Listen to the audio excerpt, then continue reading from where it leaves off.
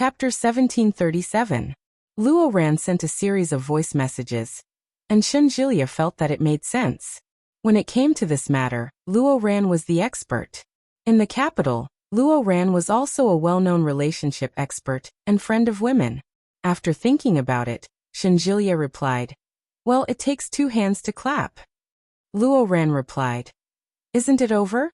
If you serve the girl well, are you afraid that you can't handle your girlfriend?" Shenjilia was convinced. At that moment, he felt that he was a little paranoid. He sent Luo Ran a goodbye message and began to exercise. These sports equipment were added during the time that Shenjilia moved in. It wasn't a lot, but it wasn't a small amount either. After moving for about 10 minutes, he finally emptied the space near the bed. "Qianqian, you can put the quilt that you washed previously." "It's done," Shenjilia said. At the same time, he heard the bathroom door open. Feng Tongtong's wet hair draped over her shoulders. Her thin pajamas were soaked, and Shenjilia could vaguely see something that he shouldn't have seen. Shenjilia was shocked. He immediately looked away and turned to enter his room. When he turned his head, he realized that she was wearing the pajamas that he had bought for Yi Qianqian. The silk pajamas were expensive. Moreover, the pajamas were chosen by his grandmother. Shenjilia had bought them after she sent him a picture. Why was Feng Tongtong wearing them now? Shenjilia frowned and couldn't help but turn his head to take another look. The light green silk pajamas had been left there for a while, and there were some creases on them. It was the set that his grandmother had chosen. Yi Qianqian saw it and tugged at Shenjilia. "What are you looking at?" When Feng Tongtong heard that, she also turned her head to look. Yi Qianqian saw the look on her face and said, "Don't you know how to dry your hair? Here." She threw a dry towel at Feng Tongtong. Feng Tongtong took the towel and put it on her head. Shenjilia's lips tightened. He turned around and didn't say anything. After flipping through his clothes, Shenjilia quickly entered the bathroom.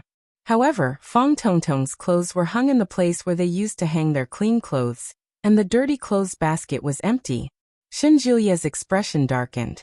He picked up her clothes and threw them into the dirty clothes basket.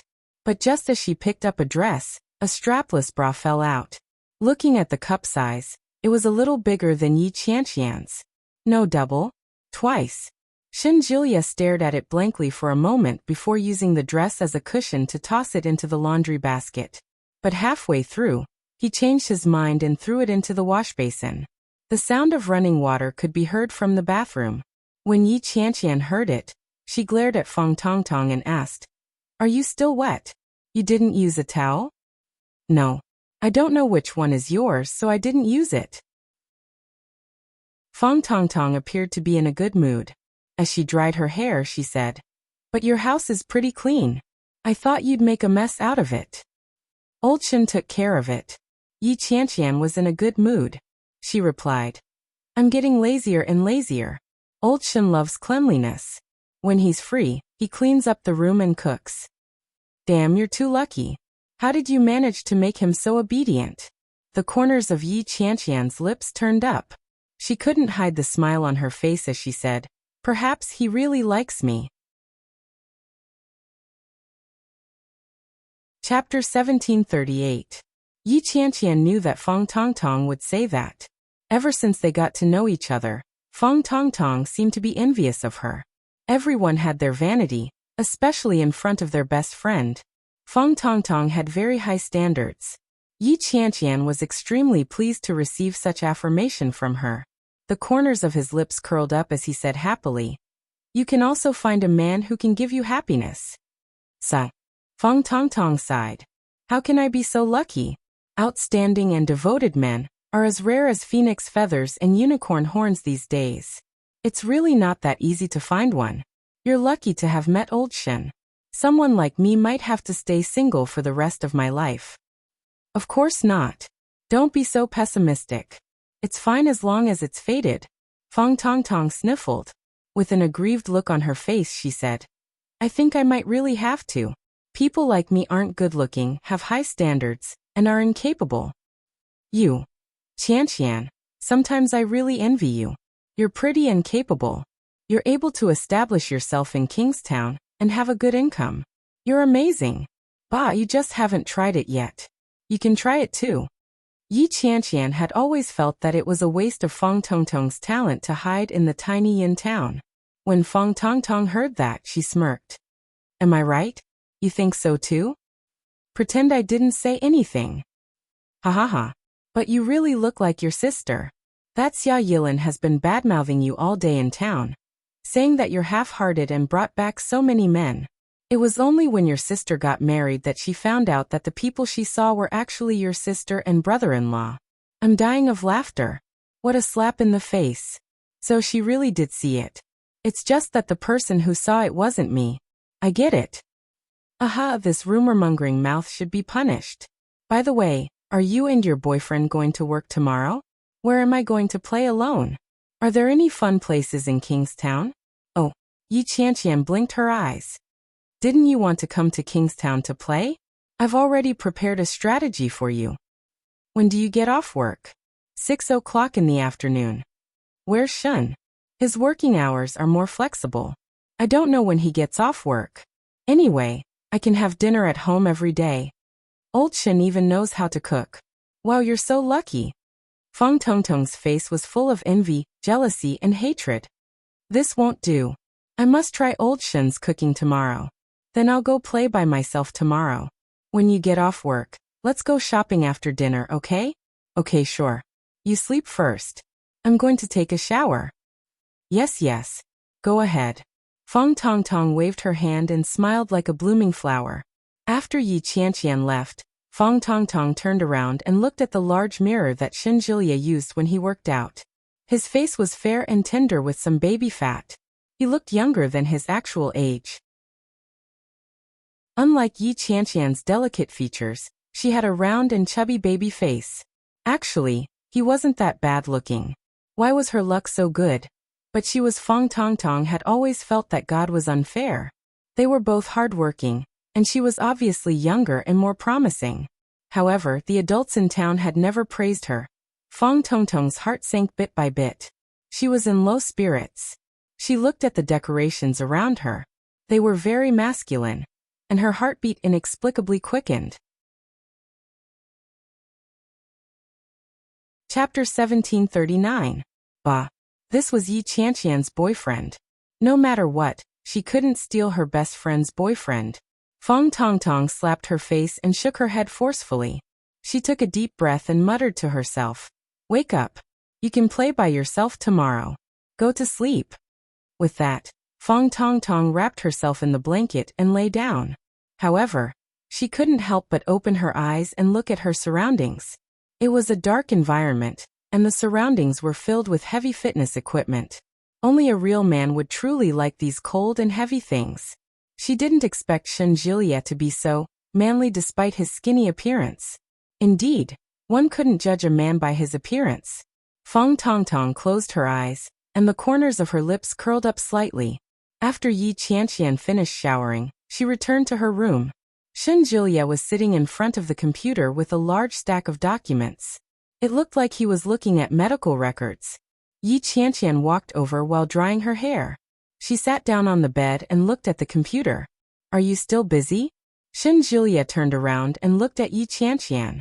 He looked unhappy and said, "Why did you give that set of pajamas to your best friend?" Yi Qianqian was stunned for a moment and said, "Because she didn't bring any clothes. Out of all my clothes, that was the only set that I wore less so. That was picked out by my grandmother. No matter what, you shouldn't have given it to someone else to wear." Yi Qianqian frowned and was a little unhappy. "Isn't it just a set of pajamas? Why are you so stingy?" Shenjulia's expression darkened. He said, "This set of pajamas has a different meaning. It's the first gift my grandmother gave you. No matter how much you dislike it, it's your business to keep it as a secret. But you gave it away just like that. If my grandmother found out, do you know what she would think?" His words were so serious that Yi Qianqian's expression darkened. She stopped drying her hair and said, "She's my best friend. She's my best friend since I was young. When I was at my poorest in school, if it weren't for her, I wouldn't have been able to attend university. I only had a set of pajamas, and I let her wear it. I didn't say I was giving it to her. At most, I'll buy her a set tomorrow. I'll take it home to wash and put it back. Shinjilia's expression softened a little. He looked at Yi Qianqian and said, I'll bring it back tomorrow. I don't like it when someone else wears that outfit. Yi Qianqian pouted and muttered, You're so petty. This isn't a matter of being stingy. I think it's a matter of principle. Yi Qianqian, this isn't just a matter of pajamas. Shinjilia's tone was a little heavy. He looked at Yi Qianqian with disappointment. She placed her hands on her hips and retorted, What kind of problem is that? It's just a small matter. You're a man. Why are you being so calculative? I already said that I'll get it back. What else do you want? These are the pajamas I gave you. You can give them away, but what about next time? Shinjilia gritted his teeth in anger.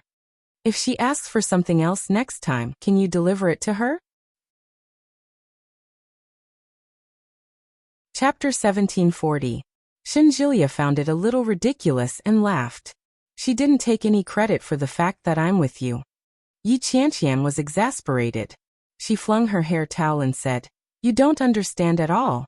Do you know why she's my best friend? Shinjilia raised his eyebrows and looked eager to hear more. When I was a freshman, my grandmother was in poor health. My father and grandfather took out all their savings to treat her. At that time, we had nothing at home. Half a semester had passed, and my father couldn't afford to pay for my living expenses. It was Feng Tongtong who provided for me.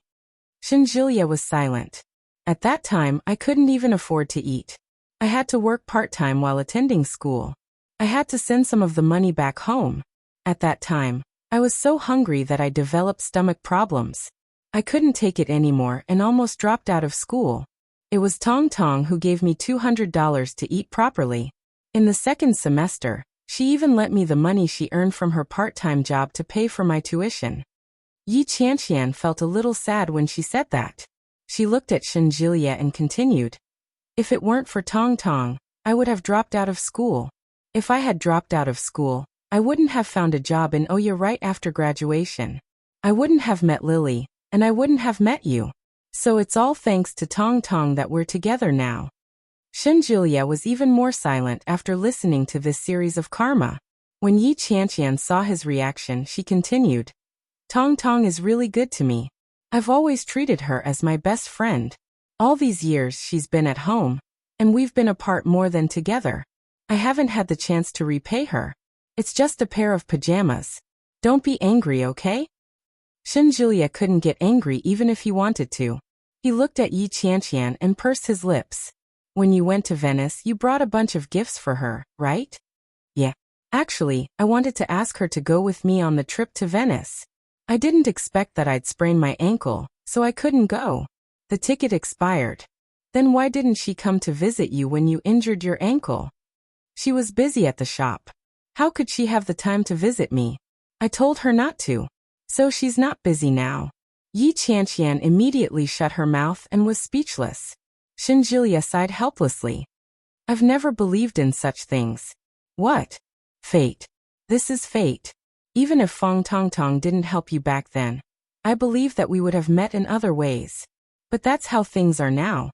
Do you dare to say that this isn't Tongtong's credit? This is fate. This is fate. There's no such thing as a credit to anyone. Shinjilia didn't think much of it. Everything that happens is destined. Don't dwell too much on the past. People change. She looked at Shinjilia and said angrily, Forget it. I'm going to blow dry my hair. I can't be bothered to talk to you. Shinjilia didn't say another word. He turned off the computer and crawled under the covers. When Yi Qianqian came in, he hugged her. When Yi Qianqian felt his arms around her, she knew that he was up to no good again. He twisted his body and said softly, There's someone else here. Don't mess around. Shinjilia closed his eyes and wrapped his legs around her. Sleep. Yi Qianqian was exhausted and soon fell asleep.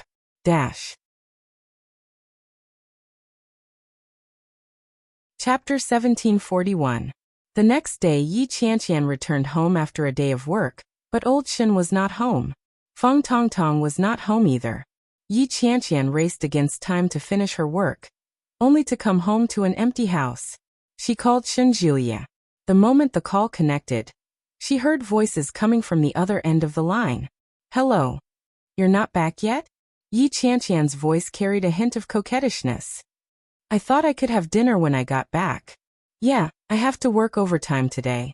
There's a patient who isn't in good condition. I'm a little busy, so I forgot to tell you. Go out with your bestie to eat. Oh, okay. Take care and come back early. Okay.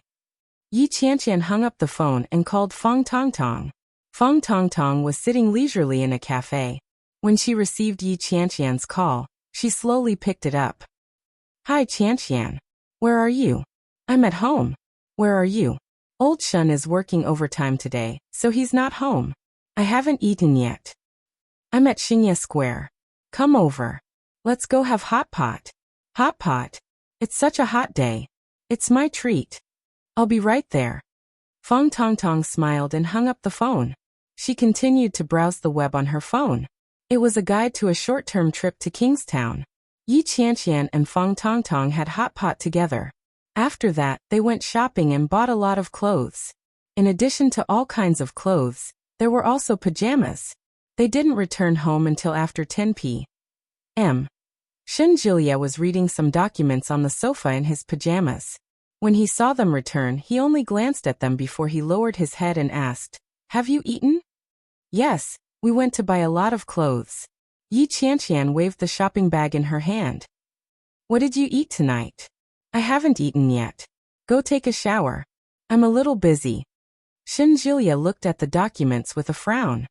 There have been a lot of women committing suicide recently. What's going on? Feng Tongtong was a little curious.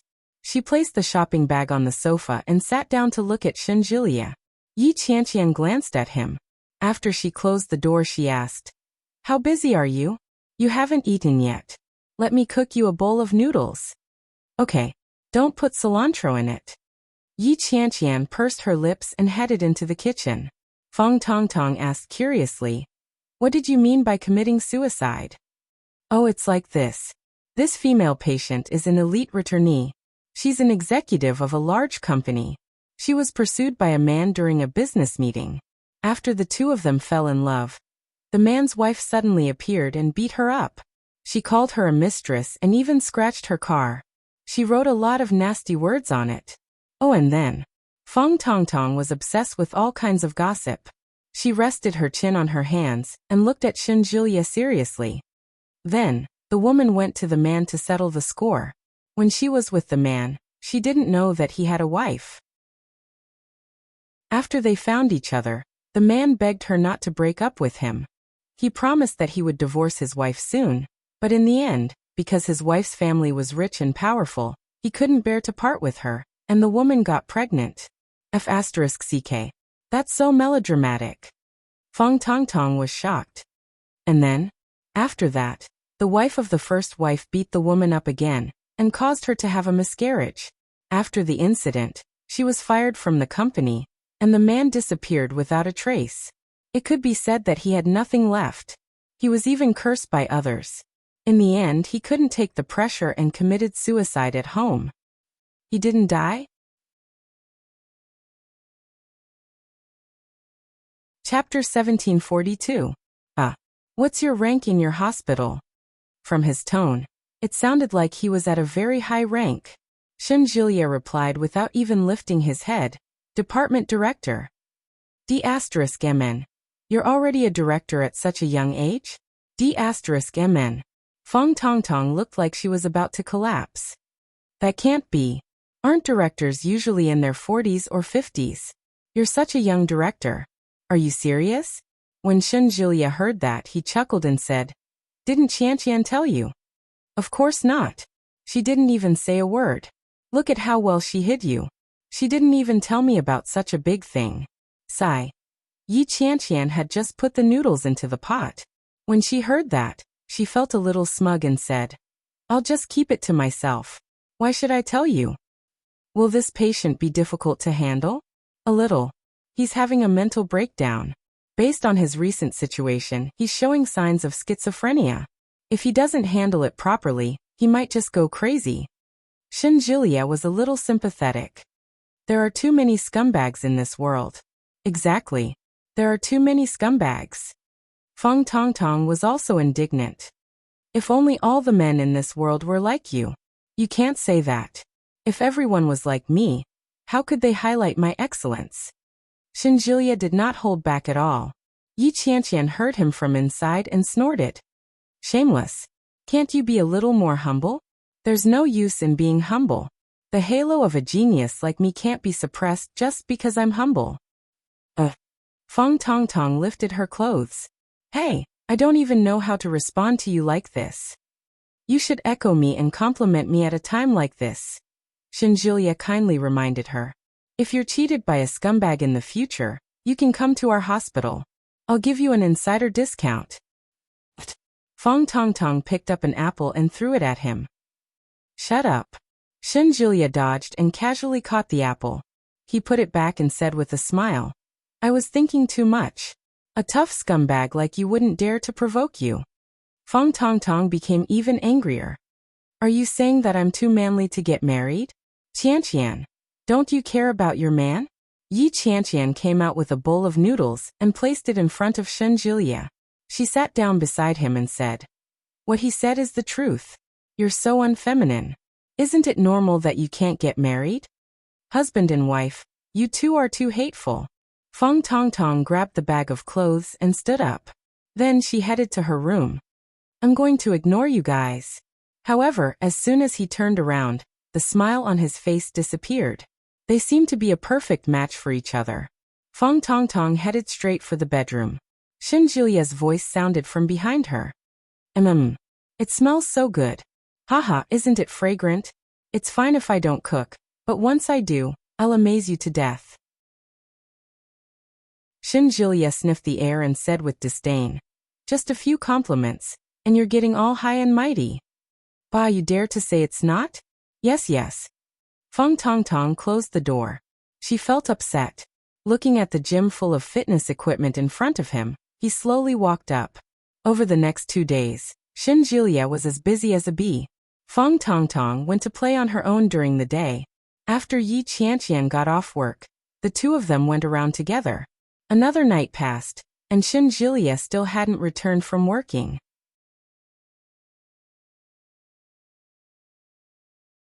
Chapter 1743. She looked at the time. It was already past 10 p.m. After Yi Qianqian showered, she called Shinjilia. The phone rang for a long time, but no one picked up. Feng Tongtong was playing games on the sofa. When she saw Yi Qianqian like this, she said, why are they so strict? He's not even married yet, and he's already like this. If he's married, it'll be terrible. When Yi Qianqian heard the teasing, she became even more impatient and said irritably, Old Shen hasn't been away for so long. In the past, he would call back to report that he's safe and sound. It's already so late, and there's no news at all. How can this be? Well, maybe he's busy. Don't worry too much. A man like Old Shen wouldn't mess around outside. No. Yi Qianqian's heart beat faster. She subconsciously reached out to touch her chest and whispered, I keep feeling that something will happen to him. Don't think too much. Nothing will happen. Feng Tongtong didn't mind. She paused the game and poured her a glass of water. Dry your hair. He'll be back in a while. Yi Qianqian took the glass, but she wasn't in the mood to drink it. She continued to call Shinjilia. She called several times in a row, but no one picked up. Kingstown Huxin Hospital. Hurry up. What are you waiting for? Where's the patient? She's under control. We've given her a sedative for now, but she can't stay in our hospital in such a situation. Stay? Stay my ass. Director Shun is already like this. Who would dare to stay? Hurry up and give him a blood transfusion. The people in the psychology department were busy, rushing back and forth. Everyone looked like they were in a hurry. It was past 11 p.m. when the hustle and bustle slowly came to a stop. A doctor walked to the department director's office and found that Shinjilia's phone had more than a dozen missed calls. The note on it was clear. Future wife love. When the doctor saw those words, he sighed, picked up the phone, turned around and walked out. Yi Qianqian couldn't sleep. Shinjilia had never been like this. It was like he had disappeared into thin air. After tossing and turning, She finally got upset. She got up and logged into Shenjilia's WeChat account. The password for all of Shenjilia's social media accounts was the same. After Yi Qianqian logged in without any trouble, she immediately found Luo Ran. He sent a question mark over, followed by 2 words. Are you there? Yi Qianqian thought that Luo Ran would be either clubbing or having sex at this hour, so he wouldn't be able to recover quickly. But who knew that there would be an instant reply? Luo Ran. Here Luo Ran. Another problem? Yi Qianqian looked at the words and said in a voice message, I'm Shenjilia's girlfriend Yi Qianqian. It's already so late, and old Shen hasn't come back yet. I called him more than 20 times, but he didn't pick up. Do you know where he is? It was rare for Luo Ran to be a good boy at home, so he would watch a few comedies at home to relax. When he heard Yi Qianqian's voice, his heart skipped a beat. Tensing up, she straightened her back and typed a reply. This guy hasn't gone home yet? Is the phone in your hand now? Shenjilie. No, I just logged into his WeChat to ask you. Luo Ran. Well, I don't know. I'm in the capital. Isn't he in Kingstown?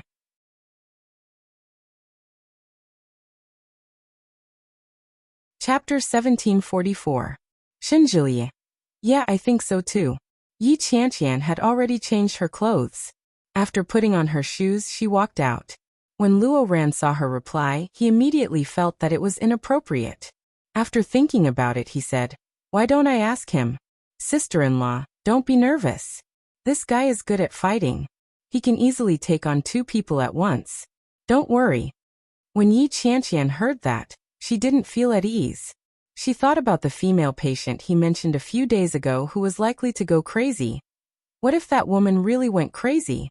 A madman doesn't need to bear legal responsibility for killing someone. The more Yi Qianqian thought about it, the more scared she became. She picked up her bag and opened the door. Feng Tongtong saw her and asked, Where are you going? I'm going to look for old Shen. Aya, he's a man. What are you worried about? He just came back a little late. If you find him and he's fine, he might even say that you're too strict with him. Then it'll be awkward. Feng Tongtong stood up. If he's at a party, he'll definitely be laughed at by his friends. How will he face the world then? Yi Qianqian didn't stop in her tracks. At that moment, her phone suddenly vibrated. It was a phone call. The caller was Shenjilia. Yi Qianqian quickly picked up the phone. Hello. Yeah. It was Shenjilia's voice. Yi Qianqian breathed a sigh of relief and shouted anxiously. Where are you? Shenjilia looked like he had just woken up from a dream and said, I got off work early today. My colleagues dragged me out for a drink. I got drunk, so I didn't answer the phone. Yi Qianqian had been worried for so long, but this was the answer she had been waiting for. She suddenly felt that her worries were unnecessary. Gritting her teeth, Yi Qianqian slammed the half-open door shut and said, I'll drink you to death. Where are you? I'll pick you up. There's no need. I'm resting at my colleague's house. Oh right. I have to go back to my hometown in the capital tomorrow. Something happened with my brother. I have to go back as soon as possible. Shenluoan. Yeah. Shenjilia replied faintly. His voice sounded a little weak. When Yi Qianqian heard that, she knew that he had drunk too much and wasn't in a good state. She was a little annoyed, but there was nothing she could do about it. She asked, What time is your flight tomorrow? I'll pack your luggage and send it over. Where's your colleague's house? It's fine. It's a male colleague. If you don't believe me, I'll let him answer the phone. As he spoke, there was a soft noise coming from the other end. No, she just wanted to see him. It had been a whole night, and her heart was still hanging in the air, feeling very uncomfortable. Yi Qianqian swallowed the words that were on the tip of her tongue. Sister-in-law, nice to meet you. I'm Zhou Dawei Xiao Zhou. Mr. Shen had dinner at my house, and we drank a little too much. It's late now and Mr. Shen is not in a good state.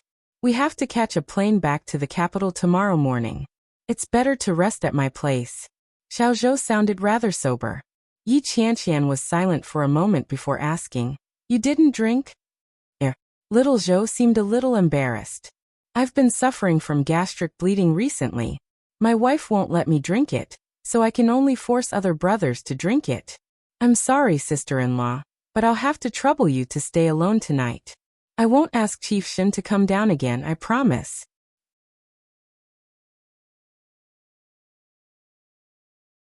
Chapter 1745. All right. Xiaozhou felt as if he had been pardoned. In that case, sister-in-law, Brother Shin seems to have fallen asleep again. I'll hang up now. Okay. Thank you for your hard work. You're welcome. Xiaozhou hung up the phone in trepidation before heaving a huge sigh of relief. Xiaozhou returned the phone to Shinjilia with a pained expression and said, Brother Shin, is it really okay to lie to sister-in-law like that? I think it's better to tell her. Shinjilia lay on the hospital bed. His eyes were squinted, and his face was extremely pale. A soft tube was attached to his arm, and a transparent liquid was slowly being transferred into his body. When he heard Xiaozhou's words, Shinjilia opened his eyes and said, It'll be even worse if I tell her. She'll be worried. But are you going to stay in the hospital just like that? With your injuries, you'll need to stay here for at least some time. It won't do if you don't have a woman to take care of you. It's fine. Go back to work. I can take care of it myself. Xiaozhou panicked when he heard that. What can you take care of? That's such a big wound. And you've lost so much blood. It's good enough that you're still alive. How are you going to survive? You might not even be able to use your arm for the rest of your life. If you don't take good care of it, we'll see who gets the short end of the stick in the future. It's my bad luck to have such a patient. Shinjilia smiled bitterly as he looked at his arm, which had more than 10 stitches. Where's the woman? Sigh. She's been sedated and locked up for the time being. But how did she end up like this all of a sudden? It can't be Dr. Shun. Shinjilia took a deep breath and said, Get me some water. Xiaozhou pouted, but he had no choice but to obediently pour some water. Shinjilia continued. She said that I looked like her ex-boyfriend and wanted me to compensate her for the loss of her youth. She even told me to die with her. I'm so handsome, so how could I die with her? What a waste. So I resolutely resisted. She had a mental breakdown. After she smashed the cup, she stabbed me several times with the shards. Xiaozhou was both angry and amused when he heard that. But when he looked at Shinjilia's hand, he couldn't bring himself to laugh. You used your hand to block it? Of course, if I didn't use my hands to block it, I would have either gone blind or had my throat slit. In any case, I would have ended up worse than this. Tisk. Xiaozhou expressed his sympathy. A woman who has lost her mind isn't scary. The scariest thing is that this crazy woman is a Sanda fighter. Thank you, Mr. Shun. Well, where's the water? Coming. Yi Qianqian didn't sleep well that night. When the alarm clock rang the next day, she had only slept for a few hours. She got out of bed, washed up, and got ready to go to work. As soon as she got on the bus, she called Shinjilia. Shinjilia didn't seem to be fully awake. It rang a few times before the call was answered. You're awake? Shinjilia sounded sleepy. When Yi Qianqian heard the voice, she yawned as well. Yeah, I'm on the bus heading to the office. What time is your flight? It's 12 o'clock at noon. I have to arrive early. All right, remember to drink some honey water or some hangover soup. Buy some plums before you board the plane. That way, you won't feel so uncomfortable. Yes. All right, go to sleep. When will you be back? In a few days. I'll call you when I'm back. Okay. Go to sleep. Oi. Shinjilia replied in a low voice. Just as Yi Qianqian was about to hang up, Shinjilia suddenly said, Qianqian. Yes. I love you.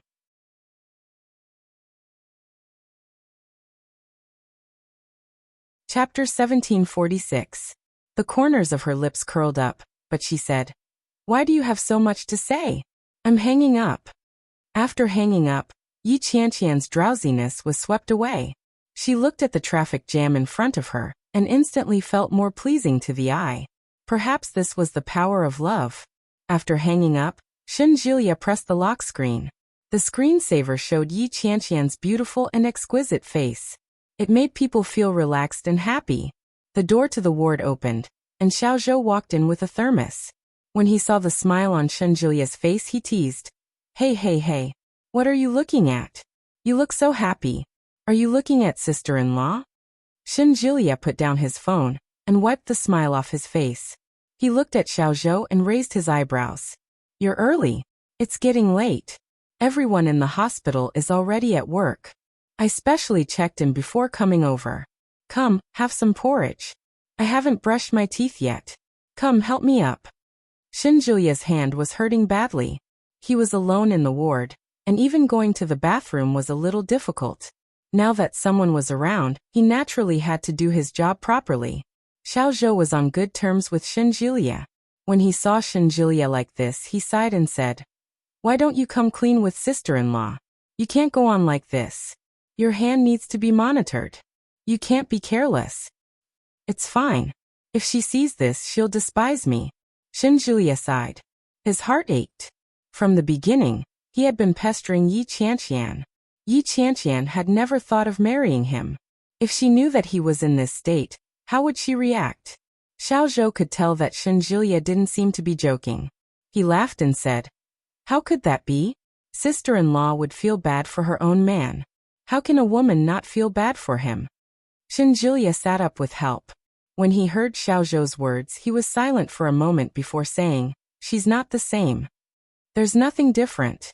Women are all like that, especially since you've lived with her for so long. Maybe she already sees you as her husband. Even if you're disabled, a woman can't despise you. You'd better ask sister-in-law to take care of you. I'm busy with work. I'm afraid that if something happens, I won't be able to take care of you. Go away. I'm a doctor after all. I know common sense. If you still can't do it, I'll press the nursing light. Go back to your work. I'll be fine. That won't do. Why don't I go to your house and pack some clothes to change into? We still have to observe for a while. We can't just wear this, right? Go buy a few. Don't go back. Don't tell my woman. Little Zhou was speechless. He opened the kanji to cool and walked out. Feng Tongtong was alone in Yi Qianqian's house. She was bored. Shinjulia had been out on his own for several days. His days were getting more and more boring with each passing day, and Shinjulia didn't even come home. Why not just return to Cloud Town? Feng Tongtong packed her clothes and bought a suitcase. Then, she packed all her belongings together. She came empty-handed and returned with a load. When she was packing, she saw a business card on the table in the living room. A few days ago, when they were talking, Shinjulia had given her the business card of a single doctor. Feng Tongtong hadn't called him yet. When she looked at the white card, the corners of her lips slowly turned up.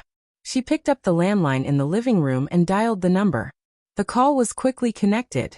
Gu Yuanqing was at work. When he picked up his phone, he saw a notification. Director Shun's house.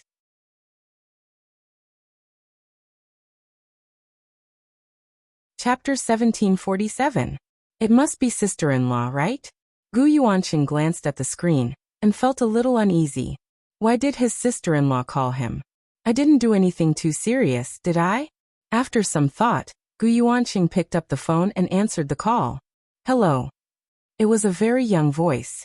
Feng Tongtong's eyes lit up when she heard it. Hello, is this Dr. Gu Yuanqing? Yes, sister-in-law. Sister-in-law? Feng Tongtong was stunned for a moment when he suddenly called her name. However, she quickly realized who he was referring to. You've misunderstood. I'm not his girlfriend. I'm his girlfriend's best friend. Gu Yuanqing heaved a sigh of relief when he heard that and asked, Then how did you get my number? Feng Tongtong was a little embarrassed. She stammered for a while before she said, I just wanted to get to know more people, so old Shin gave me your name card. Gu Yuanqing nodded his head and didn't think too much about it. He asked, Are you with sister-in-law now? Not yet. Qianqian went to work. What's the matter? Well, since you called, I won't hide it from you. Something happened to Brother Shin recently. He lied when he said that he returned to the capital today. He was injured and didn't want sister-in-law to worry, so he didn't dare to tell the truth. Feng Tongtong was shocked when she heard that. No way. Old Shin was injured? Is it serious? Sigh, it's pretty serious. His arm was stabbed 4 times, and every stab was very deep. There were even glass shards inside. One of them even injured an artery. After a blood transfusion, he's much better now. However, such a serious injury can't go unattended. Old Shin didn't dare tell his girlfriend because he was afraid that she would be worried. We were still wondering if we should hire a caregiver for him. Hire a caregiver? Caregivers are extremely expensive. Fong Tongtong clicked her tongue and said, "There's no need to hire a caregiver. Mr. Gu, why don't you send me the address? I'll go take a look. If the injury is really serious, I'll tell Qianqian and ask her to take care of old Shin." Gu Yuanxing was quiet for a moment before he said, "All right. He's at Kingstown Huxin Hospital. Call me when you're here, and I'll tell you in person." "All right, I'll go right away. Oh yes, why don't you prepare some clothes for Brother Shin? Brother Shin doesn't have any clothes in the hospital, and it's not convenient for me to look for sister-in-law." "All right, I'll tidy it up. Thank you." Gu Yuanxing heaved a sigh of relief. "I should be the one thanking you. Old Joe was still thinking of buying it after work. There's no need for that now. How should I address you?" The room of the house." "Okay, see you later." Fong Tongtong hung up the phone. After she changed her clothes, she hurriedly hailed a cab and left. When they arrived at the hospital, it was already half an hour later. Fong Tongtong called Gu Yuanxing and walked into the inpatient department. The call was quickly answered. "Where are you?" "I'm in the inpatient department." "Hey, I think I saw you. Are you wearing a white dress with long black hair, and carrying a black bag?" "Yes." Fong Tongtong looked around and finally saw a young man wearing glasses at the end of the corridor. He was quite tall, and his face was powdered. He looked gentle and refined, and was quite tall.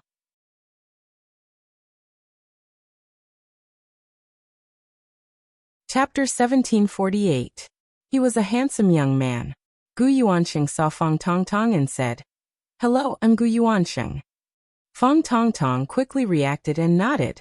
"Oh, hello, I'm Fong Tongtong." Gu Yuanxing smiled. He looked at the black bag in her hand and said, "Is this Brother Shen's clothes? Give them to me." "Yeah, I just took them. I don't know what he usually wears. I'm just staying at his house temporarily." Fong Tongtong handed it over. "It's okay. It's fine as long as you have them. Come with me." Gu Yuanxing brought Fong Tongtong to Shinjilia's ward. Shinjilia was on an 4-drip. He sat on the bed and stared at his phone with a pale face. When he heard the door open, Shinjilia looked up. When he saw Fong Tongtong, his heart almost jumped out of his chest. "Why are you here?" Shinjilia exclaimed in surprise. He quickly got up. However, just as he stood up, he sucked in a breath of cold air. Fong Tongtong did not expect to see Shinjilia like this. She was shocked. When she saw Shinjilia's abnormally pale face, she was a little frightened. Fong Tongtong shifted her gaze to Shinjilia's arm. His arm was wrapped tightly, and blood was still seeping out. It was obvious that the injury was serious. "How did you end up like this?" Fong Tongtong exclaimed. "This is too tragic. If Qianqian saw this, she would be heartbroken. No, I have to call Qianqian. Your condition is too frightening." As she spoke, Fong Tongtong had already picked up her phone. She found Qianqian's number and was about to call. Shinjilia was shocked and said, No, Dr. Gu, quickly hold her down. You can't call my woman." Gu Yuanxing did not expect the lady to be so direct. She immediately picked up the phone. When he saw Shinjilia's nervous expression, he quickly took the phone from Fong Tongtong's hand and said, "Miss Fong, please don't do this. Brother Shin doesn't want sister-in-law to know. That's why I chose to tell you. If you do this, won't I become a sinner?" Gu Yuanxing pleaded. "Miss Fong, please don't be rash." Fong Tongtong's phone was being held. She frowned when she saw Shinjilia's situation. "Qianqian will be worried. Qianqian doesn't know about my injury, right? You didn't tell her, did you?" Shinjilia stood up. The wound on his arm was throbbing in pain. "I didn't tell her, but you have no choice but to tell her about your condition." Fong Tongtong felt that it was inappropriate. His arm was already in such a state. Shouldn't someone take care of him? "No, I told her that I went to the capital. If I tell her now that I was lying to her, won't she hate me to death? But if I don't say it, Qianqian will definitely hate me." "You're different. You're her best friend, and she values you very much. No matter what, she wouldn't break up with you, would she? Shenjulia asked. Feng Tongtong was speechless. Are you afraid that she'll break up with you? Shenjulia was silent. Don't worry. It's impossible. Although Qianqian doesn't say it, she likes you very much. She loves you to death. It's impossible for her to break up with you.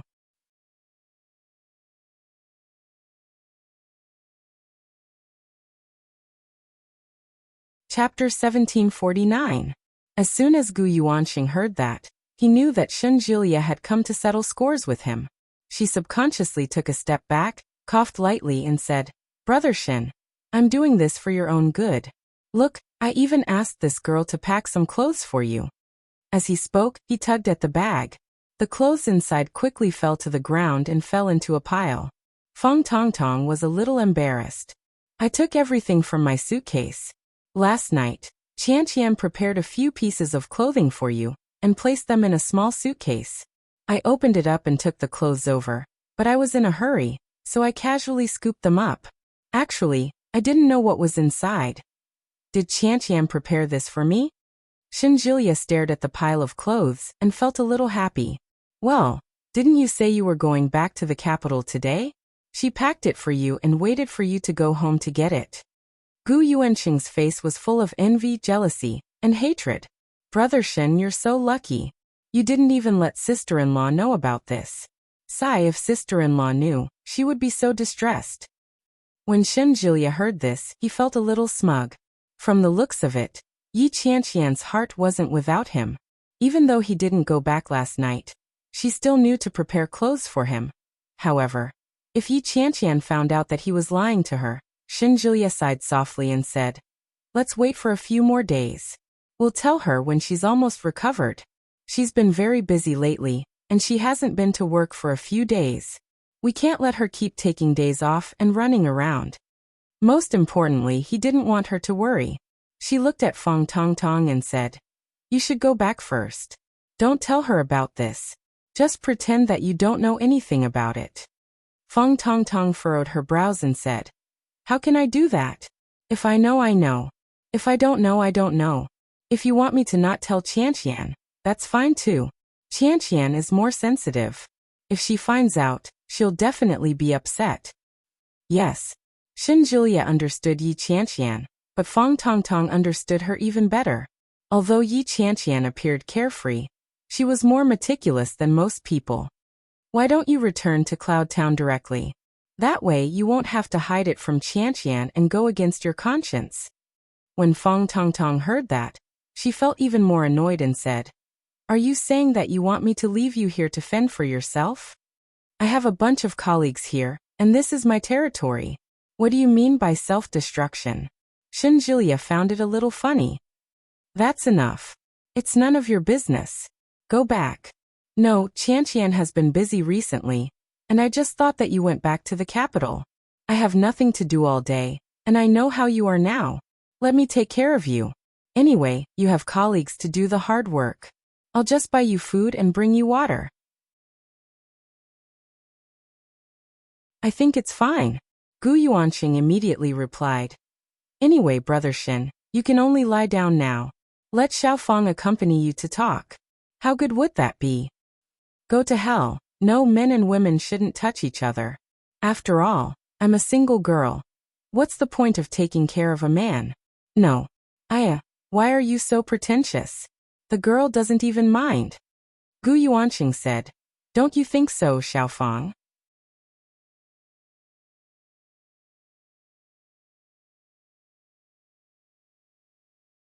Chapter 1750. Gu Yuanxing clapped his hands. Good. Well said. It's settled then. Brother Shen, I'm leaving. Little Fang, call me if you need anything. I'm ready to answer the phone anytime.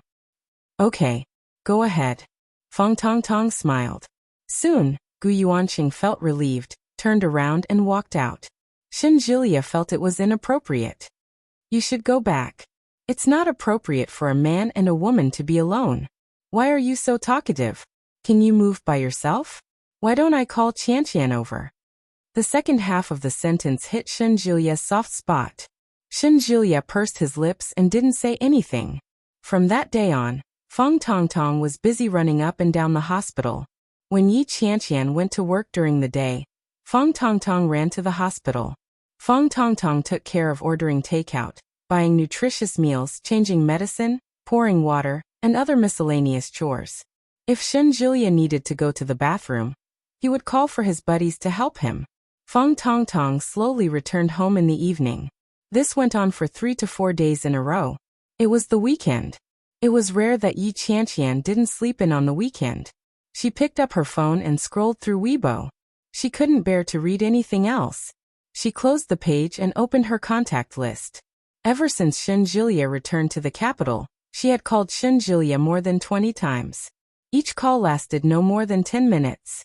More importantly, Yi Qianqian had been the one to make all the calls in the past 10 minutes. Shenjilia hadn't taken the initiative to call her in the past few days. The more Yi Qianqian thought about it, the more she felt that something was wrong. She sent a text message. Yi Qianqian asked, "Are you awake?" There was no reply. She looked at the time. It was 8:30 in the morning. According to Shenjilia's normal biological clock, he should be awake by now. Yi Qianqian wanted to call him, but she immediately regretted her decision before the call could go through. Yi Qianqian hung up the phone and walked out in frustration. At that moment, Feng Tongtong walked out of the bathroom. She had changed into clothes that were suitable for going out instead of her normal pajamas. Yi Qianqian was a little surprised. "Who are you going out with?" "Ah, haha." Feng Tongtong was a little embarrassed. "I'm going to meet a classmate. I haven't seen him in a long time." "Classmate? Oh, you don't know him?" "I don't know them." Yi Qianqian found it strange. "Stop fooling around. Are there any classmates you know that I don't know?" "Ahaha, that's right. Didn't you choose fewer elective courses in university? That's when I met her. You've never seen her before." Yi Qianqian found it even stranger. "I wanted to go to the movies with you. Is the classmate you're talking about a guy or a girl? Don't tell me you're in love." "Of course not. Sai, it's not that easy to fall in love. Sai, I'm going out." Feng Tongtong looked a little defeated. "You should continue to catch up on sleep. You've been working overtime for so many days. Get some rest." "When are you coming back? How about tonight?" "Oh, you've been coming home very late recently, and you've been spending time with your classmate? You leave early and return late, and you won't even let me see you. How dare you say that you're not dating?" Yi Qianqian's eyes were mischievous. "Tell me, who is the other party?" "Bah, don't think too much about it. Hurry up and call your man." "Mua." Feng Tongtong put on her shoes and quickly ran off.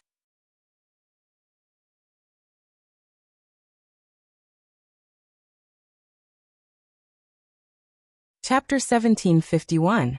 The Ways of the World. Yi Qianqian slumped on the sofa out of boredom. She picked up her phone and clicked on the chat box with Shenjilia. Shenjilia's status on her WeChat was pinned at the top. His profile picture was of him wearing a white coat, and he looked like a proper person. She hadn't seen that face for days. She flipped through their chat history. Suddenly, her phone vibrated, and a new message came in. It was from WeChat. It was from Shenjilia.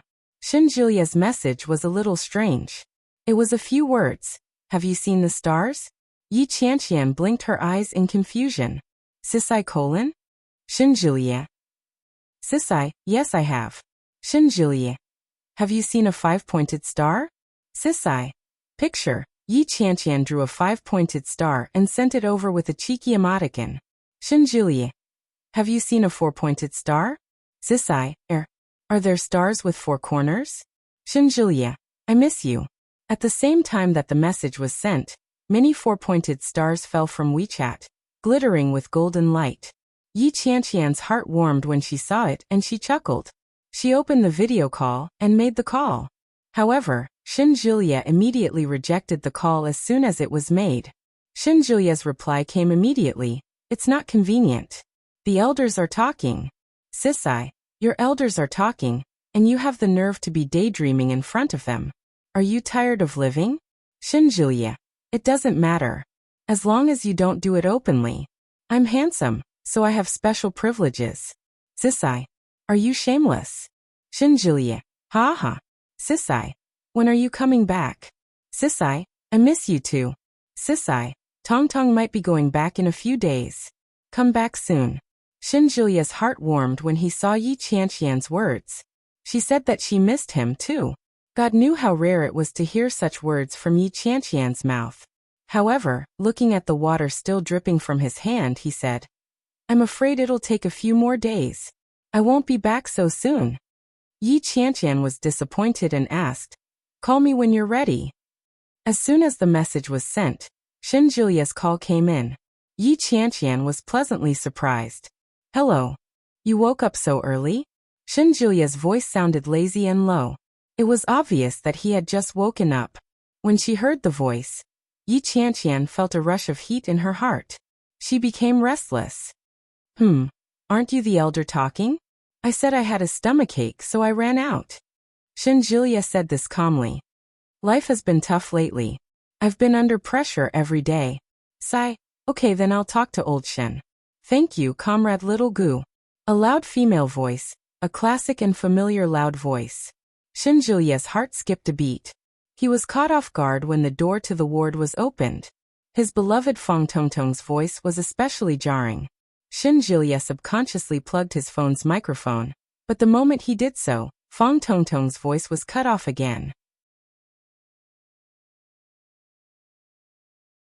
Fang Tongtong walked in with 2 sets of breakfast in her hands. Her eyes were fixed on Shinjulia. When she saw the phone in Shinjulia's hand, she was immediately shocked. She stammered, You're on the phone?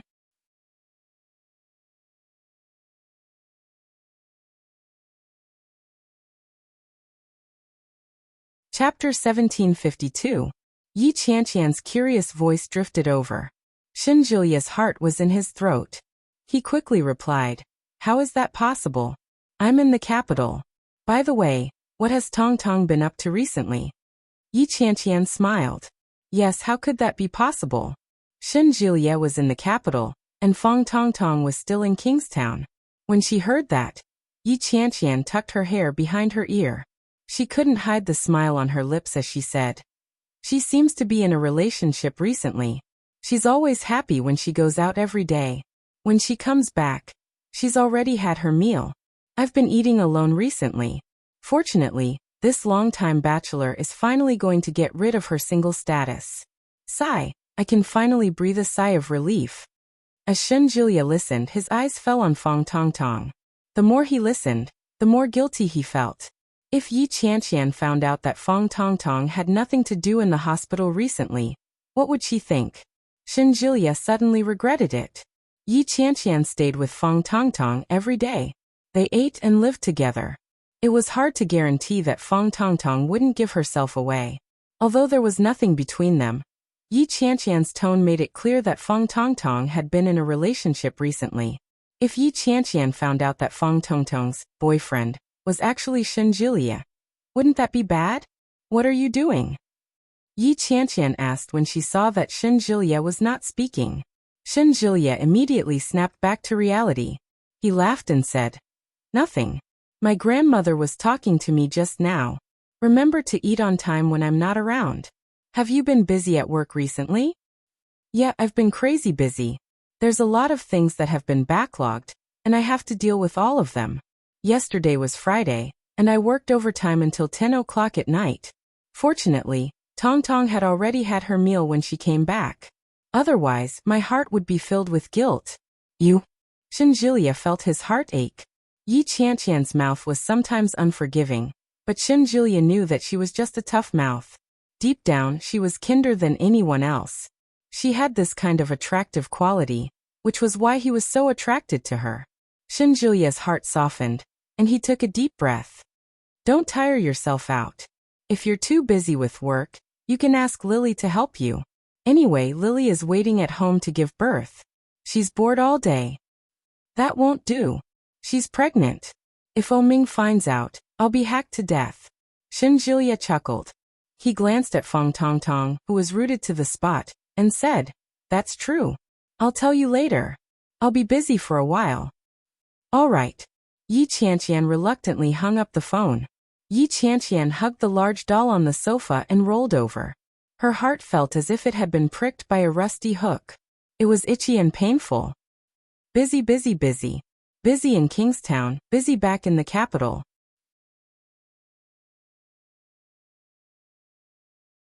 Yi Qianqian bit the nose of the big puppy. Are you so busy that you don't even have time to talk to me? You bastard. However, she would soon be able to see him again. The corners of Yi Qianqian's lips curled up. She turned around and picked up her phone. Feng Tongtong put down the breakfast and carefully walked over. Did I speak too loudly just now? He asked with some uncertainty and apprehension on his face.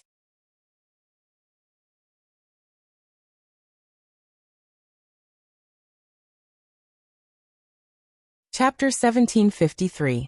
When Feng Tongtong saw Shenjilia's expression, she immediately knew what was going on. He immediately closed his eyes, put his palms together in front of his eyes, and said sincerely, I'm sorry, old Shen. I really didn't mean it. I didn't know you were on the phone. The person who called just now was Qianqian, right?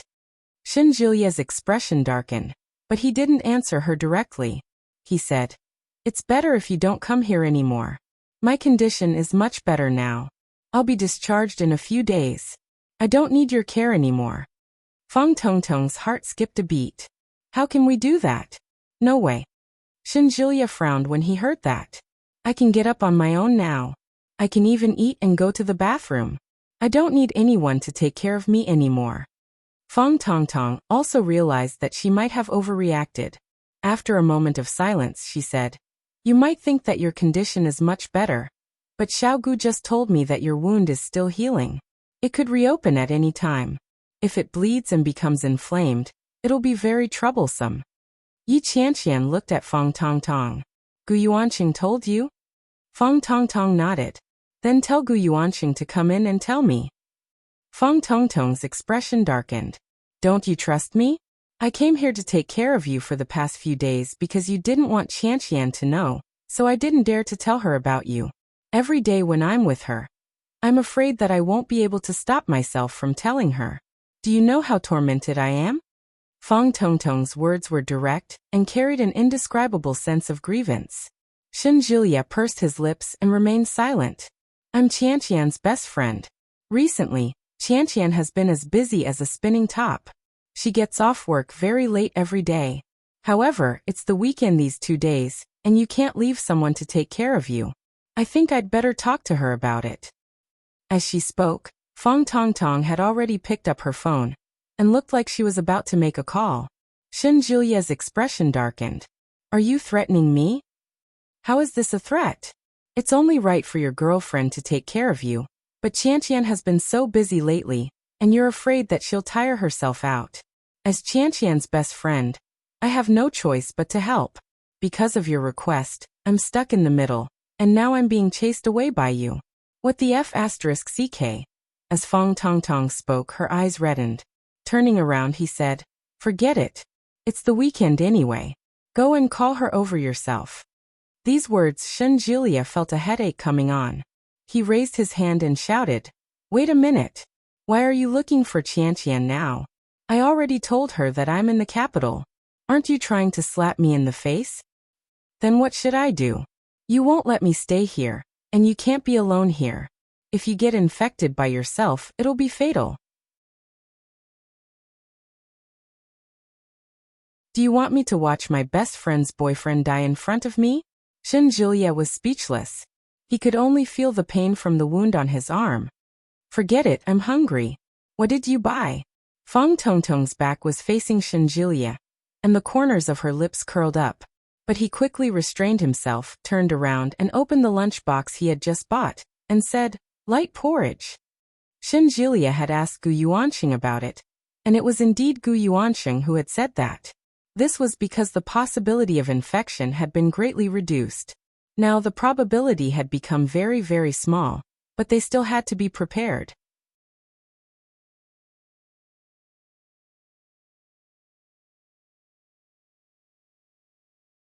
Chapter 1754. However, Time seemed to be crawling at a snail's pace. On Sunday, Yi Qianqian slept the entire day at home. When she woke up, it was already evening. The dim light in the surroundings made everything look like it was covered with a layer of gray veil. The lights in the house weren't turned on, and Fang Tongtong hadn't returned yet. Yi Qianqian looked at everything in front of her, and waves of emptiness assaulted her heart. Inexplicably, she felt as if she had been abandoned by the entire world. Loneliness, solitude, her heart ached. Yi Qianqian reached for her phone and looked at the time. It was 7 o'clock in the evening. Yi Qianqian tapped on her contact list and immediately dialed the number that she was extremely familiar with. The call was quickly picked up. There was a burst of noise before Shenjilia's voice could be heard. Shenjilia coughed heavily before asking, "What's wrong?" Yi Qianqian's heart felt empty, and she felt extremely uncomfortable. She stood up and turned on the lights. It was a little blinding, but at least the feeling of emptiness had faded a lot. "I just woke up and dreamed of you." Yi Qianqian sat on the bed and narrowed her eyes. "Guess what I dreamed of?" "Well, if you can dream of me, it's definitely not an empty dream. It's probably that your mind was filled with my handsome face, and you couldn't walk because of my handsomeness?" Pfft. Shenjilia made a soft sound. "Brother Shen, can you be a little more shameless?" When Yi Qianqian heard the sound, she laughed out loud. "Look, even your colleagues are saying that you're shameless. Can't you speak properly?" "Well, let me guess. You dreamed that we got married? Then we gave birth to an adorable daughter? Then we held our daughter's hand together, and the family of 3 happily went to school. During the day, we went to school and went to work separately. At night, we went home together and dreamed together." Yi Qianqian's heart warmed, but she still retorted, "That's called daydreaming." "I really did have that kind of dream." After Shenjilia said that, he immediately realized what was going on. "What did you dream of just now?" "I dreamed that we broke up. Then you went around crying, telling everyone that I had dumped you and that I was fooling around outside. I went around saying that it wasn't me, it wasn't me." As Yi Qianqian spoke, she chuckled. "But you kept slandering me. You said that I cheated on you and that I had another man outside. Then my reputation was ruined. Everyone was spitting on me. Then, I woke up in shock." Shenjilia was silent for a moment before he said, "That's what you call daydreaming. You can't even dream about breaking up with me." "I'll go." Yi Qianqian felt much more at ease after hearing his words. Her stomach growled and she immediately said, "I'm hungry. I'm going to eat. Bye." "Hello." Shenjilia wanted to say something else, but Yi Qianqian had already hung up. Yi Qianqian's lips curled up in a good mood. She tossed her phone aside and went outside to cook some noodles for herself. However, he immediately regained his senses. Just now, who was the person on the other end of the line? Only his colleagues would address him as Brother Shen. That was why she said it was his colleague. But wasn't Shenjilia supposed to be at home in the capital? Why didn't Shenjilia refute her? Before Yi Qianqian could figure it out, the door opened. Fang Tongtong walked in with a tired expression. When she saw Yi Qianqian, she greeted her and said, "Hi. Yeah, I'm cooking noodles. Have you eaten?" "I have."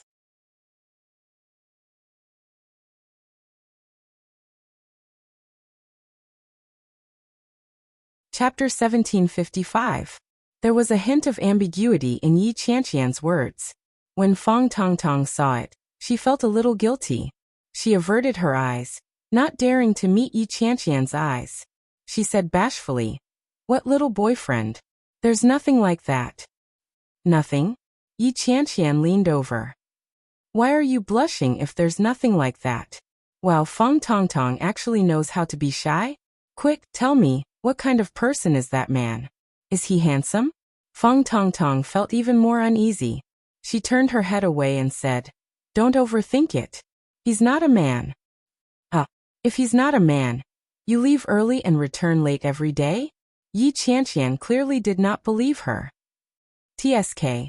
When Fang Tongtong saw Yi Qianqian skillfully cooking noodles, the guilt in her heart lessened a little.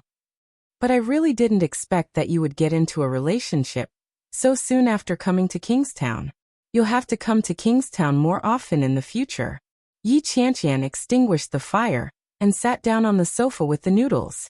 Feng Tongtong looked at her. Her heart was beating a little fast. She sat down in front of Yi Qianqian and said, "Actually, I'm not going on a date recently. He was injured, so I went to the hospital to take care of him."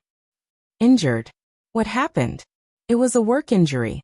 I'm not too sure about the details, but the injury was pretty serious. He had to get 12 stitches on his arm, and his artery was injured. He's still in the hospital after a blood transfusion. Yi Qianqian gasped. That can't be. Is his hand all right? It's fine. Fortunately, it didn't hurt his nerves. As long as he recuperates, his hand will be fine. Feng Tongtong looked at Yi Qianqian and smiled. He's much better now. That's good. That's good. But what kind of job is this? It's too dangerous. His hand was perfectly fine, and it ended up like this. His life might be in danger in the future. Yi Qianqian was frightened when she heard that. You have to make a good choice when it comes to marriage. Tell him to quit when he's better. Feng Tongtong laughed. It's just an exception. It's not as dangerous as it is every day. This job is still very stable. What do you do?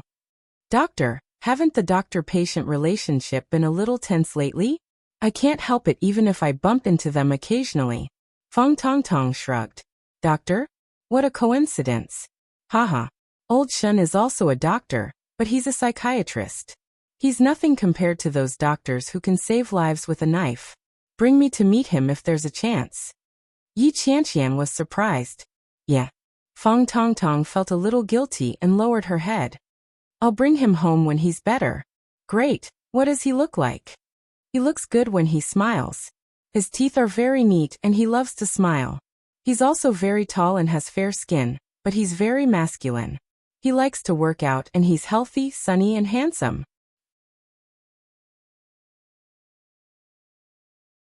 Feng Tongtong's face was filled with fascination when she talked about this person. Yi Qianqian looked at her with a mischievous glint in her eyes. It looks like you've really fallen for him this time.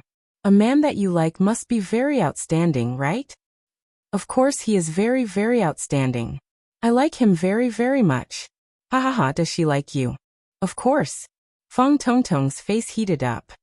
Otherwise, it's just that I'm too busy shaving my head. It's boring. Yi Qianqian patted her on the shoulder and said, That's good. Get along well. When you get married, I'll be your bridesmaid.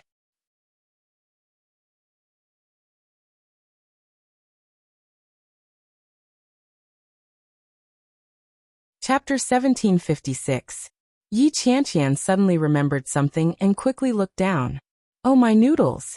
As soon as she looked down, Yi Qianqian felt that the person she was describing was very similar to Shenjilia. Loved to smile, and looked good when he smiled. Loved to work out and was sunny. Every single description matched perfectly with Shenjilia's. However, Yi Qianqian was immediately amused by her own thoughts. It was just a coincidence. Yi Qianqian picked up the noodles with her chopsticks and took a big bite. Feng Tongtong stared at Yi Qianqian eating the noodles. She felt nervous and excited. It felt as if she was doing something bad. However, Feng Tongtong was addicted to the feeling and couldn't extricate herself. Excited. After finishing her noodles, Yi Qianqian sat on the sofa and played with her phone. All she could think about was what Feng Tongtong had just said about her little boyfriend. They were both doctors, and they looked the same. It was just a work-related injury. In the past, no matter how busy Shenjilia was, he would always report to her. However, Shenjilia suddenly told her that he was going to the capital, and didn't even come back to pack his clothes. Wasn't it a little rushed? Shenjilia. After dying several times in the boring puzzle game, Yi Qianqian closed the page and stared at the coffee table in a daze. Once she thought about it, Yi Qianqian couldn't stop. Something simply couldn't stand up to any scrutiny. Once one seriously analyzed it, everything that was supposed to be logical became wrong. Yi Qianqian picked up her phone and thought about it. She decided to call Shenjilia. The call was quickly connected. Shenjilia seemed to be watching television. She could hear the sound of the television. Yi Qianqian asked, "What are you doing?" "Nothing. I'm just bored. Well, Yi Qianqian's heart beat faster. Do you have nothing to do at home in the capital? Yeah. I'm bored, but my grandmother won't let me go back to Kingstown. She wants me to stay for a few more days. Why don't I go to the capital to look for you? Haven't you always wanted me to meet your parents and your grandmother? I think I'm ready. Yi Qianqian's heart beat faster. She held her breath nervously. She thought that Shenjilia would happily agree to it. Surprisingly, Shenjilia didn't respond immediately. Instead, he paused for a moment before saying, "Recently, I've been quite busy at home. My brother's matter has caused a huge commotion at home. It's not appropriate for you to come at this time." Yi Qianqian was a little disappointed. She felt that something was amiss and asked, "Is Shen Manting back?" Shenjilia paused for a moment. "Yeah. She's pregnant." "Yes. It just so happens that I haven't seen Shen Manting in a long time. I'll go and see her." Shenjilia was even more flustered. He tightened his grip on his phone and thought for a moment before replying, "Anything is fine." But Manting's mood hasn't been stable lately, and the house is a little chaotic. I might not be able to entertain you when you're here. Grandma and Mom and Dad have been quite vexed lately. This meant that he didn't want her to go. Yi Qianqian was disappointed. All right. Next time then. After talking about some trivial matters, Yi Qianqian grew bored. She hung up the phone and leaned back on the sofa. It shouldn't be like this. Shenjilia should have overcome all obstacles and welcomed her no matter what.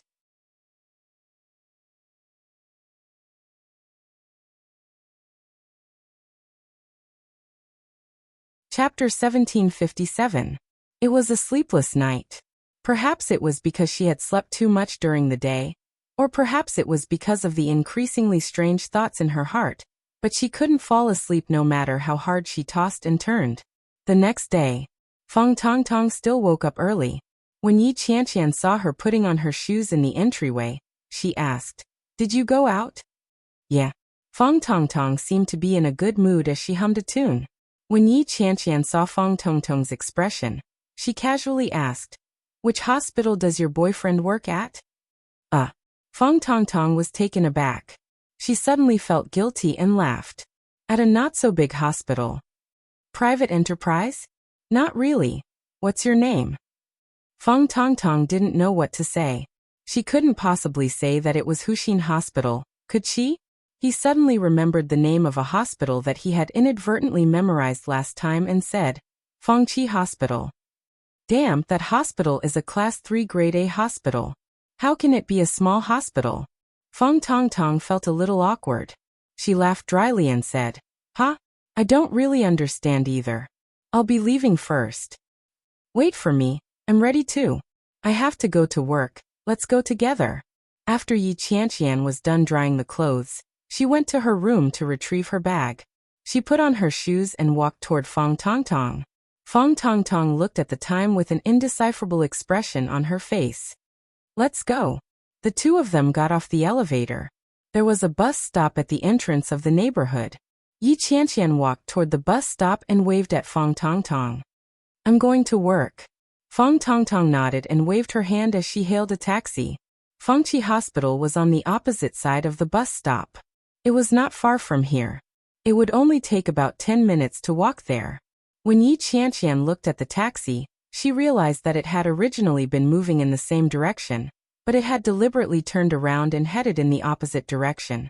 Yi Qianqian frowned when she saw that. Feng Tongtong was lying to her.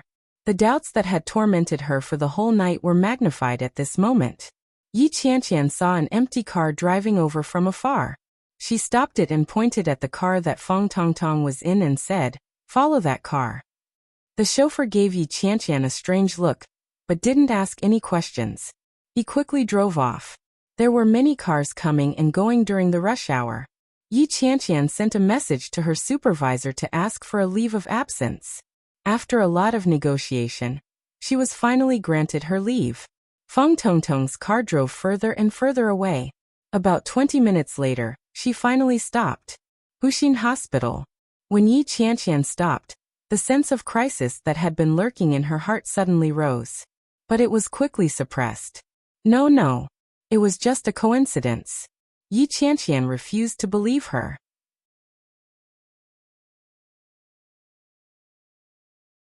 She paid the taxi fare and followed Fang Tongtong's footsteps.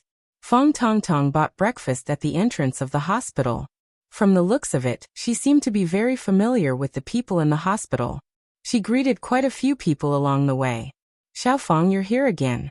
Brother Shen is probably still sleeping. You're so early every day. Brother Shen is so lucky. Yi Qianqian's heart felt like it was being squeezed by a large hand. It was so heavy that she couldn't breathe. Brother Shen, who else could it be but Shenjilia? Her originally unshakable trust in Shenjilia was suddenly lifted up in front of her. It was as if he was asking her, "Do you still believe in him?" Fang Tongtong walked all the way to a ward. Yi Qianqian followed her and dodged around. Fortunately, there were many people around, so it wasn't obvious what her motive was.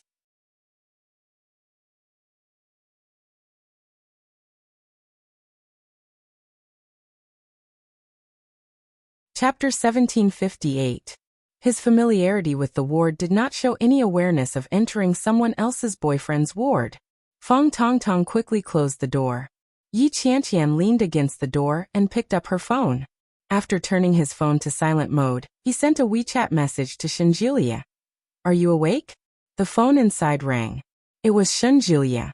The last sliver of hope that Yi Qianqian was holding on to shattered inch by inch. His originally enthusiastic heart also cooled down inch by inch.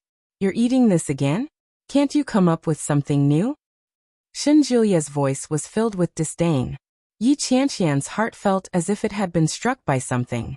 The originally bright and clean mirror instantly cracked. Her phone vibrated. It was a reply from Shenjilia. "Shenjilia, I've been woken up by my own handsomeness." Yi Qianqian gripped her phone tightly. Her throat hurt. Yi Qianqian deliberately searched for the airport's address and sent it over. "Sisai, pick me up in the afternoon.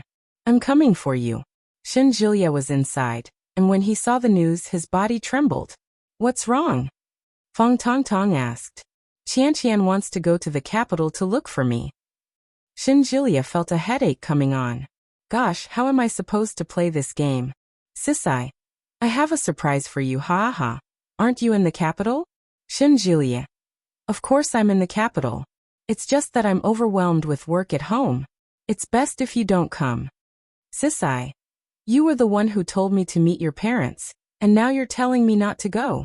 Are you crazy?" "Sisai, do you not want me to see your parents anymore? Have you changed your mind? Falling in love with someone else?" Shenjilia. "How is that possible? I'll have to meet my parents sooner or later. But now isn't the right time." "Sisai. Then tell me clearly, is it you who won't let me go? Or is it your grandma's parents who won't let me go?" Shenjilia. "It's me. I don't think the timing is right." "Sisai. Why is the timing not right?" Shenjilia. "Busy at home." "Sisai, I want to hear the truth." Shenjilia. "I'm really busy." Yi Qianqian's heart sank when she read his words. Clutching his phone, he felt as if his heart was being pricked by needles. Shenjilia looked at his phone and realized that Yi Qianqian wasn't replying to him anymore.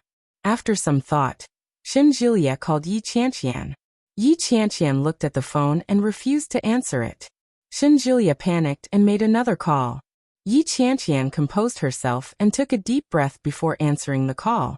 Shenjilia was delighted and quickly called out, "Hey Qianqian." "Yes. Where are you now?" "I came to find you." "That. I've been busy lately so." "Is that so?" Yi Qianqian no longer lowered her voice. He turned to the side and pushed the door open. Fang Tongtong sat on a stool by the bed and was preparing breakfast. Shenjilia leaned against the headboard and was on the phone.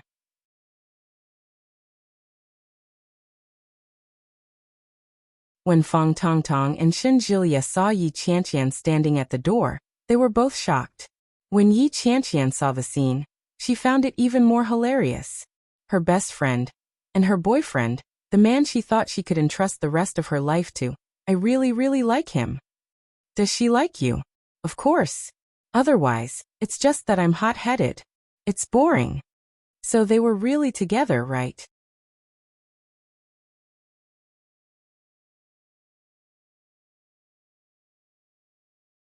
Chapter 1759. Shinjilia couldn't react at all. He stared at Yi Qianqian for a moment before he mumbled, "Qianqian." Yi Qianqian opened the door wider and walked forward. Feng Tongtong looked at Yi Qianqian. She wanted to say something, but when she opened her mouth, no words came out. Awkward. Especially when she thought about what she said to Yi Qianqian the night before. Feng Tongtong felt that her current posture was a little ugly. Best friend. Boyfriend. Best friend's boyfriend. Since everyone is here, there are some things that we should all be clear about. Yi Qianqian's lips were slightly curved, but her uneven breathing clearly revealed her feelings at that moment. She wasn't as calm as she appeared to be. Shinjilia's heart skipped a beat. He immediately stood up and walked forward. But before he could say anything, he saw Yi Qianqian walk forward. Yi Qianqian's cheeks, which were usually gentle and playful, were abnormally red. Yi Qianqian gritted her teeth and walked forward. She raised her hand and slapped it hard. Slap. The loud sound of the slap was especially loud in the quiet ward. Shinjilia was stunned by the slap. He felt a burning sensation on his cheek, and Yi Qianqian's expression was almost contorted. But she still tried her best to maintain a calm expression. Yi Qianqian was furious. Feng Tongtong exclaimed in surprise. She immediately stood up and explained, "Qianqian, you've misunderstood. I don't have the kind of relationship you think I have with him." In Yi Qianqian's ears, Feng Tongtong's words sounded more like a proud boast. Haha. Yi Qianqian looked at Feng Tongtong. Her voice was so cold that even she found it strange. Is this the doctor boyfriend you were talking about? Mutual affection? Feng Tongtong felt as if she had bitten her tongue. She wanted to say something, but she couldn't say a word. Yes, she was the one who said it. She was the one who said all the words. Qianqian. Shinjilia held Yi Qianqian's hand uneasily. Let go. Yi Qianqian was on the verge of breaking down. Her voice was already choking. Shinjilia, what do you take me for? Shinjilia panicked. He grabbed her hand and squeezed it tightly. I just don't want you to worry. Get lost. Let go of Shinjilia. We're done for. Yi Qianqian flung his hand off forcefully and bellowed. Go to hell with the capital. Go to hell with your work. Qianqian. Feng Tongtong panicked as well. She had grown up with Yi Qianqian, and had never seen Yi Qianqian in such a state. I'm sorry, Qianqian. F*CKU. I'm sorry, B*T. Yi Qianqian retreated and suddenly laughed. Do you like to steal from others? Fine, I'll give it to you. I don't care for such a piece of *T. Feng Tongtong's breathing quickened. She found it hard to believe that Yi Qianqian would have such a side to her. Her hysterical words fell into Shinjilia's ears. It was as if Yi Qianqian had taken a hoe and was viciously digging into his heart.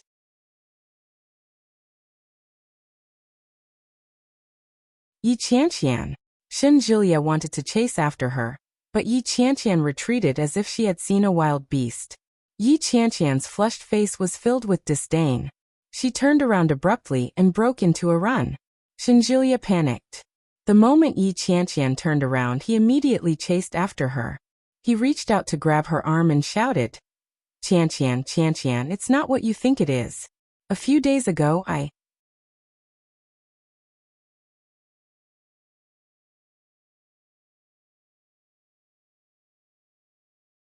Chapter 1760. Everyone turned to look at her. Shinjilia was holding her hand. It was his right hand. It was his right arm that had received 12 stitches. Yi Qianqian didn't hold back. Shinjilia grunted, but he didn't loosen his grip on her arm. I told you about the female patient a few days ago. Do you remember her? It's her. Let go.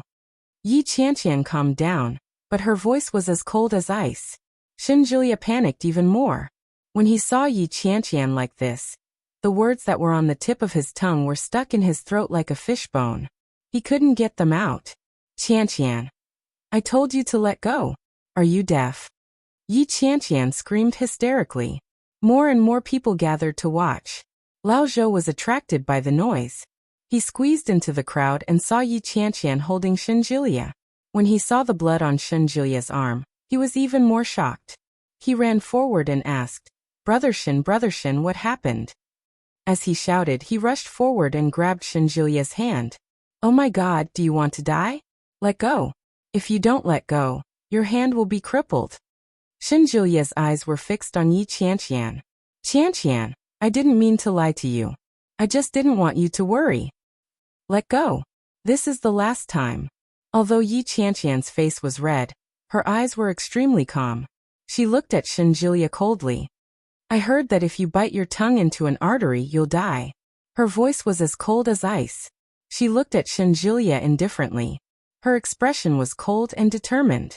It was Shenjilia's first time seeing Yi Qianqian like this. He was a little scared. His hand unconsciously loosened.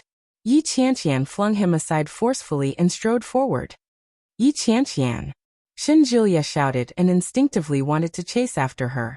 However, Lao Zhou quickly grabbed him and said, Brother Shen, you don't want your hand anymore?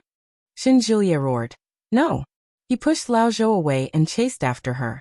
However, there were many people in the corridor. Yi Qianqian squeezed into the crowd.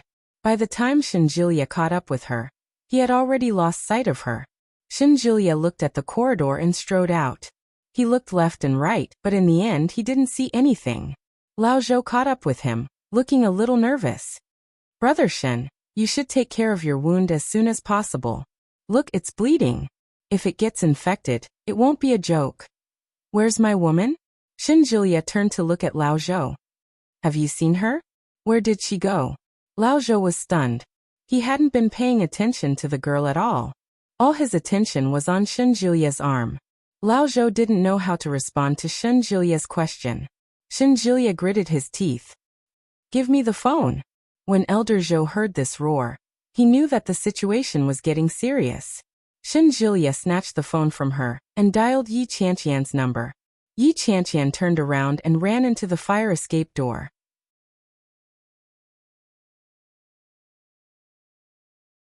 He closed the door and listened to the sounds coming and going from outside. It was as if the whole world had become distant at this moment.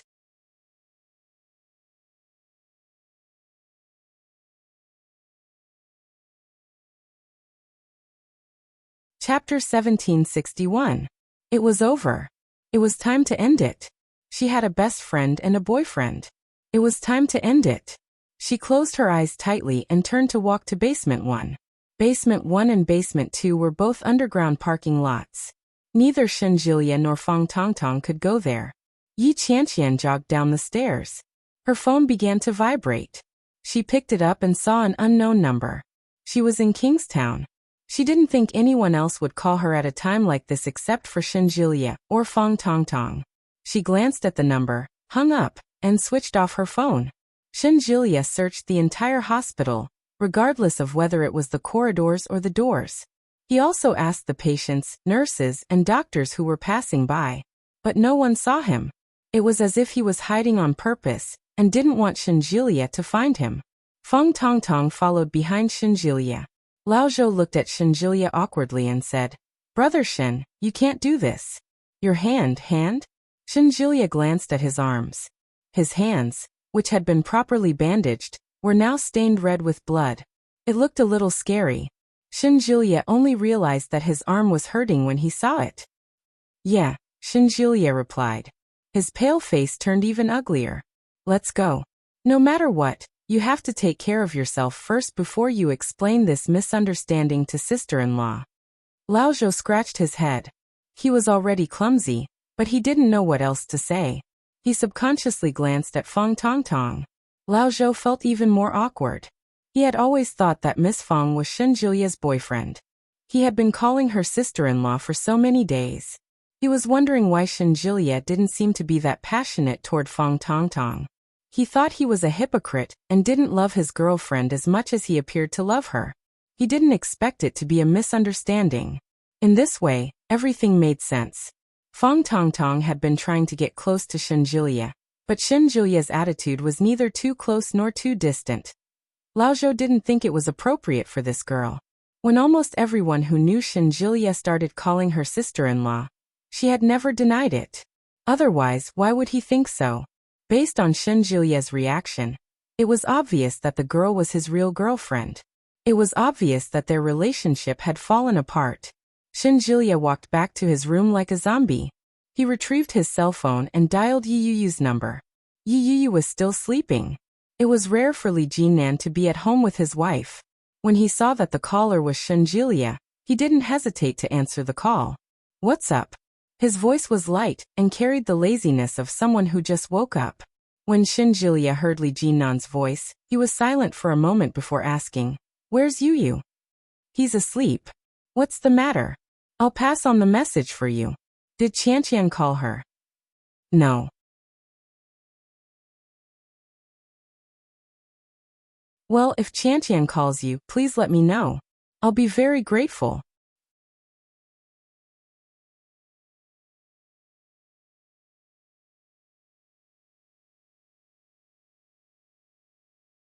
Chapter 1762. Did they quarrel? Shenjilia chuckled, but his eyes were slightly red. "If only it were that simple. That's all. Let me know if I call you again." "Okay." After hanging up, Shenjilia passed the phone to Yulili. Yi Qianqian didn't have many friends. Other than her best friend Feng Tongtong, Yulili was the closest to her. The phone rang a few times but no one picked up. Shenjilia gripped his phone tightly. Yulili was also pregnant, so she was probably still asleep. This also meant that it was very likely that Yi Qianqian hadn't called her at all. Otherwise, Yulili would have long been awake. As expected, the call was quickly connected. It was exactly as Shenjilia had expected. Shenjilia hung up the phone in defeat and allowed his colleague to treat his wound. Feng Tongtong stood far away and looked at Shenjilia, not daring to approach. Suddenly, Shenjilia looked over. Feng Tongtong suddenly tensed up. Her entire body tensed up as she looked at Shenjilia.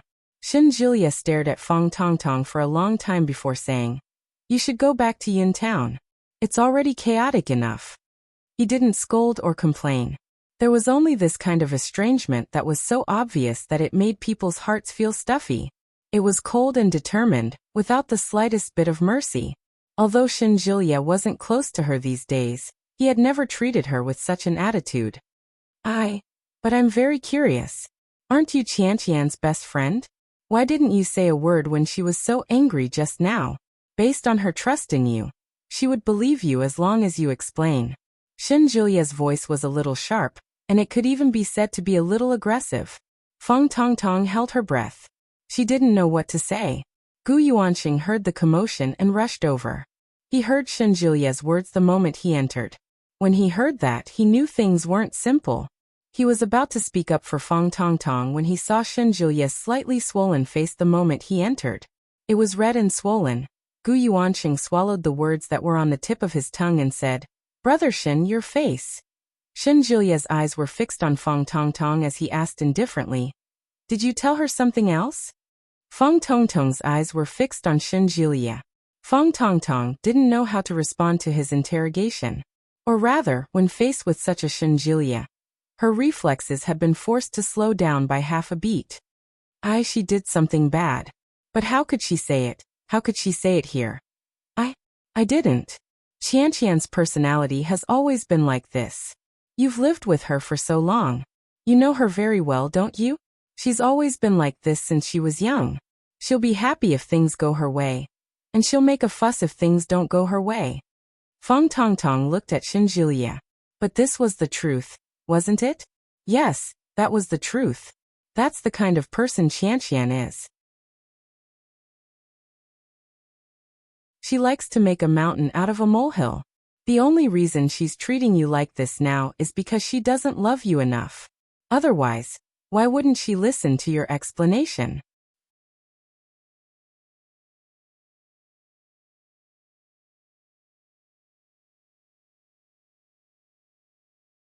Chapter 1763. Feng Tongtong's words were harsh and hurtful. When the people in the ward heard that, they couldn't help but look at each other. Finally, their gazes fell on Shenjilia. Shenjilia's face, which was already dark to begin with, darkened. For a long time, Shenjilia had always given people the impression of a warm spring breeze. He was an outstanding man who relied on his own strength to sit in this position at such a young age. Shenjilia was not only capable, but he also had an enviable temper. Everyone there was the same. They had never seen Shenjilia with such an expression. "What business is it of yours?" Shenjilia looked at Feng Tongtong coldly. "I know how my own woman treats me." There was not the slightest warmth in his gaze. Feng Tongtong was a little frightened by Shenjilia's behavior. She mumbled, "How can it have nothing to do with me? Yi Qianqian is my best friend. She can slap you indiscriminately now, but what about next time? Have you thought about what will happen next time? Yi Qianqian has always been this unruly and willful. She doesn't care about other people's feelings at all. You heard what she said just now. It's obvious that she misunderstood us, but she didn't even listen to our explanation. Aren't you angry at all?" Yi Qianqian looked at Shenjilia. "Feng Tongtong," Shenjilia interrupted her and said coldly, "You claim that Yi Qianqian is your bestie, but based on what I know, a bestie is equivalent to a brother in a man's circle." When Feng Tongtong heard that, she didn't know what he was trying to say. She looked at Shenjilia and didn't know what to do. "To be honest, if my brother talked bad about me in front of my girlfriend like this, I wouldn't hesitate to break up with him." Feng Tongtong was shocked and tried to defend herself. "But I'm telling the truth." "The truth?" Shenjilia's expression darkened even further. "Yi Qianqian treats you with all her heart. What about you? You're telling her boyfriend the truth?" "Old Shen, I'm doing this for your own good." Feng Tongtong's voice sounded much weaker than before. "That's enough." Shenjilia smiled, but there was an indescribable sarcasm in his smile. "It's all my fault." "Shenjilia." Feng Tongtong was at a loss. "You should leave. I don't think there's anything left to say between us."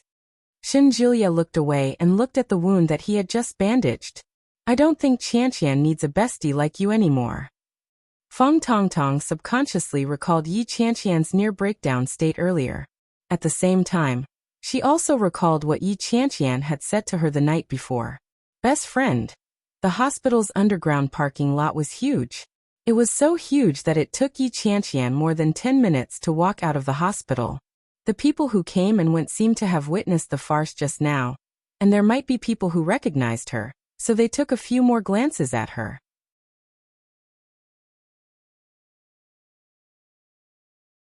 The sun was scorching, and Yi Qianqian's entire body trembled unconsciously.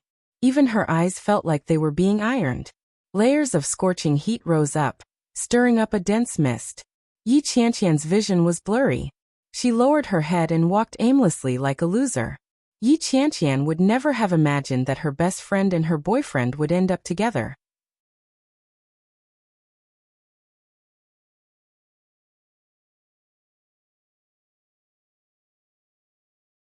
Chapter 1764.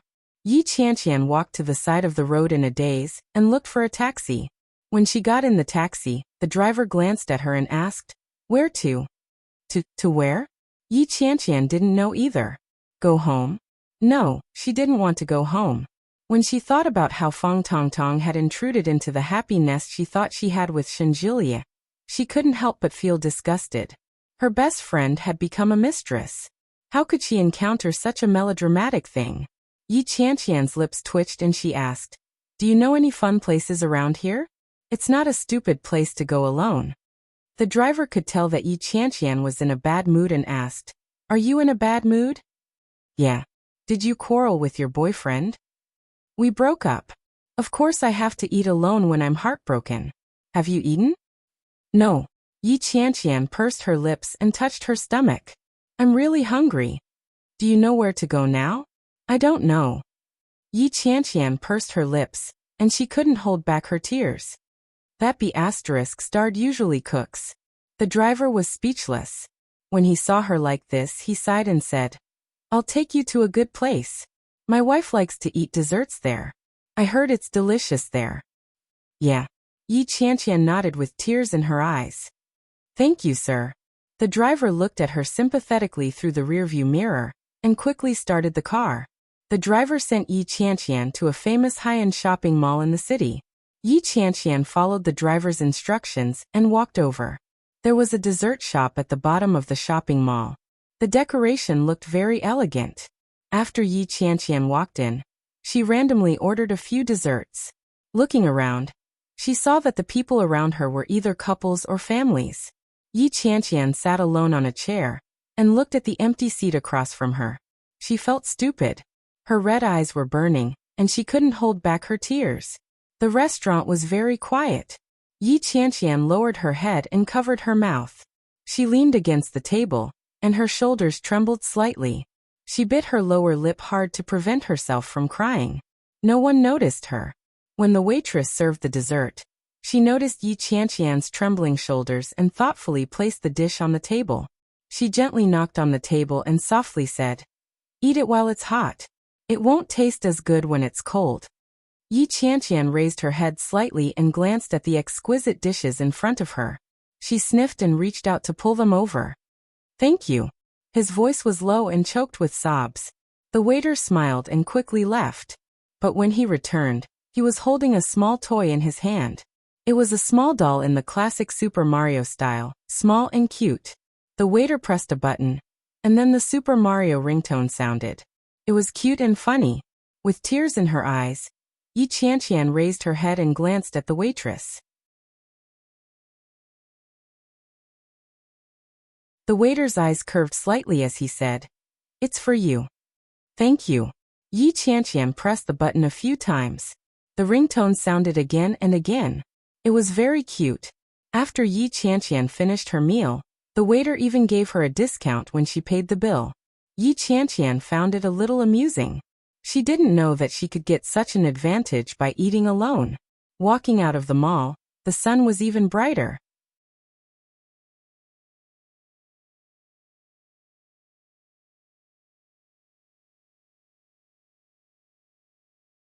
Chapter 1765. Yi Qianqian looked up and saw the five-star hotel directly across the street. Next to the hotel was a KTV. Yi Qianqian booked a room and ordered 24 beers. The reason was that the most cost-effective drink here was beer. Buy 12, get 12 free. Yi Qianqian asked for the smallest private room in the most remote corner of the room, and chose all the songs on the charts. Yi Qianqian leaped onto the table and howled, "I'm dead. Love them all." The waiter stood at the door and frowned as he listened. That was King awful. At first, the waiters would come and take a few glances, but in the end, they couldn't stand it anymore and no one approached. Yi Qianqian downed bottle after bottle. When it came to beer, Yi Qianqian never restrained herself. In the past, Yi Qianqian would drink a cup or two if she had nothing to do. However, ever since she started dating Shenjilia, Yi Qianqian had stopped drinking. First, it was because Shenjilia didn't like it. Second, it was because Shenjilia refused to buy it. This time, he had to drink to his heart's content. Yi Qianqian gulped down a few bottles. Suddenly, a familiar melody filled the air. She used to like a song very much, Fanweiqi's One Like Summer, One Like Autumn. If it weren't for you, I wouldn't believe it. A friend is more devoted than a lover. Even if I'm too busy dating to freeze you. You don't hate me. You just yell at me. If it weren't for you, I wouldn't be sure. A friend listens better than a lover. My unspoken words, my thoughtless words. I can't leave, darling, and I can't leave you. Yi Qianqian screamed out the lyrics in tears and threw the microphone away in the end. Go to hell with your bestie. Yi Qianqian screamed. Tears streamed down her cheeks. He sat down and opened a few more bottles. From 11 o'clock in the morning until 1 o'clock in the afternoon, Yi Qianqian had already drunk more than a dozen bottles. She was lying on the sofa, groggy and half-dead. Burp. Yi Qianqian burped, stood up, and stumbled into the bathroom. After the water was drained, the loud music in the room was still playing. She was the only one in the small room, and the floor was littered with wine bottles. Yi Qianqian leaned back on the sofa, her whole body sprawled out. Yi Qianqian was lying down when she suddenly rummaged through her bag. He took out the phone that had been switched off for a long time and turned it on. The words on the phone were no longer clear. Yi Qianqian couldn't even tell whether it was one word or two. After staring at the screen for a long time, she finally saw that Shenjilia had made more than 20 calls. There were more than 40 missed calls. Shinjilia Fong Tong Tong Yu Lily, Yu. There were quite a lot of people. There were also hundreds of WeChat messages, and a series of messages bombarding him. Yi Qianqian chuckled. She opened the keyboard and dialed a string of numbers that she had memorized by heart.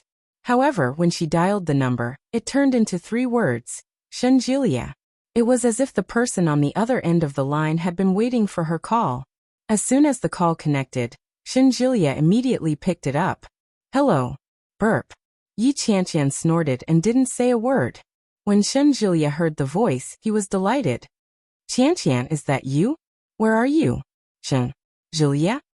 It's me. Are you drunk? I'll pick you up now. Dash.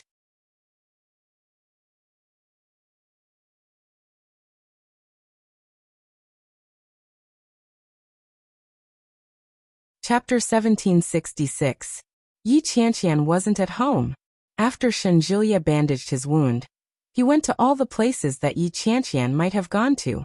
Among them were Yi Qianqian's company, Yi Yuyu's home, Yu Lily's home, and the places that they often ate at. However, there were none of them. Only God knew that Shinjilia was about to go crazy. He finally received a call from Yi Qianqian. When Shinjilia heard Yi Qianqian's drunken voice, the weight in his heart didn't drop. Instead, it was suddenly lifted, and his nerves were stretched to the extreme. Shinjilia's anxious voice came through the phone. In a daze, Yi Qianqian felt waves of grievance engulf her.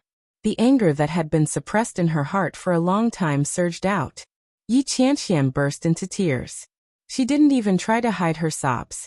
The earth-shattering cries were transmitted through the KTV microphone to the entire room, echoing incessantly. The waiter heard the commotion and quickly came over to take a look. There were many bottles of alcohol in front of Yi Qianqian. She was lying unsteadily on the sofa. Shinjilia, you be ****. Shinjilia felt that something was wrong. He asked, where are you? I'll go find you. Don't scare me, Qianqian. Things are not what you think they are. ****CKU. Yi Qianqian cried and screamed. She rubbed her eyes hard. I must have been blind to have fallen for someone like you. You be ****. You be ****. You could have slept with anyone. Sob. You just had to sleep with that be ****. Fong Tong Tong. She's my bestie. Bestie. Burp. Yi Qianqian burped. She was about to speak again, but she suddenly couldn't breathe. Her entire face turned red, and she vomited toward the edge of the sofa. Blarg. The microphone was so close that the sound could be heard throughout the entire room. When Shinjilia heard the sound, he naturally knew what was going on. He ran toward the door and shouted, Yi Qianqian, how much did you drink?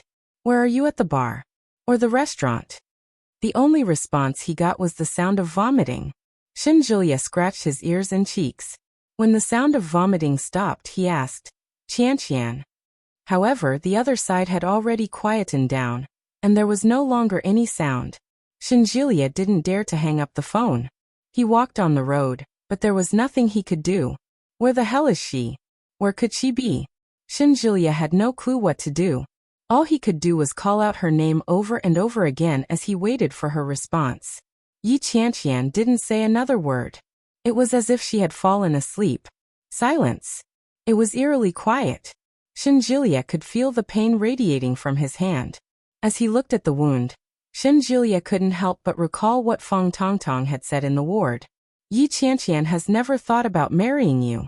Do you think she'll grow old with you? Don't be naive. This is just your wishful thinking.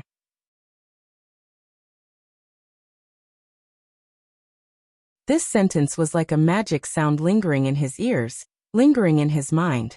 Just wishful thinking? Yi Qianqian had always made it very clear that she didn't want to get married for the time being.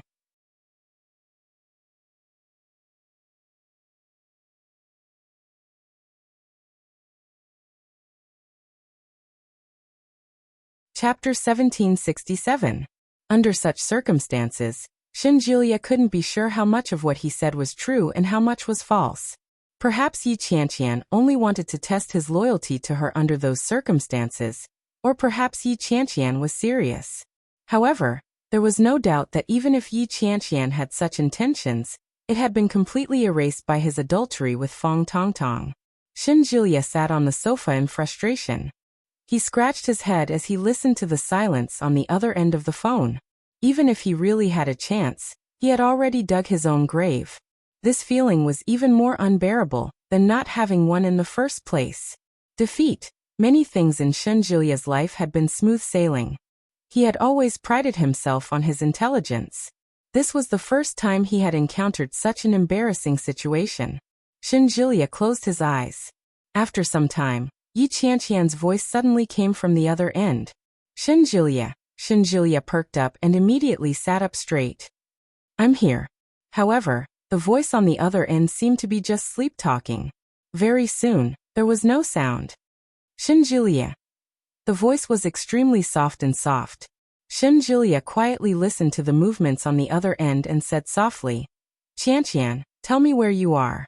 I was wrong. I was really wrong. Yi Qianqian heard a low intake of breath on the other end. She sounded extremely aggrieved, but she didn't cry out. Qianqian. Yi Qianqian's stomach was full of water. It didn't take long for her to want to use the toilet. She subconsciously sniffled and got up.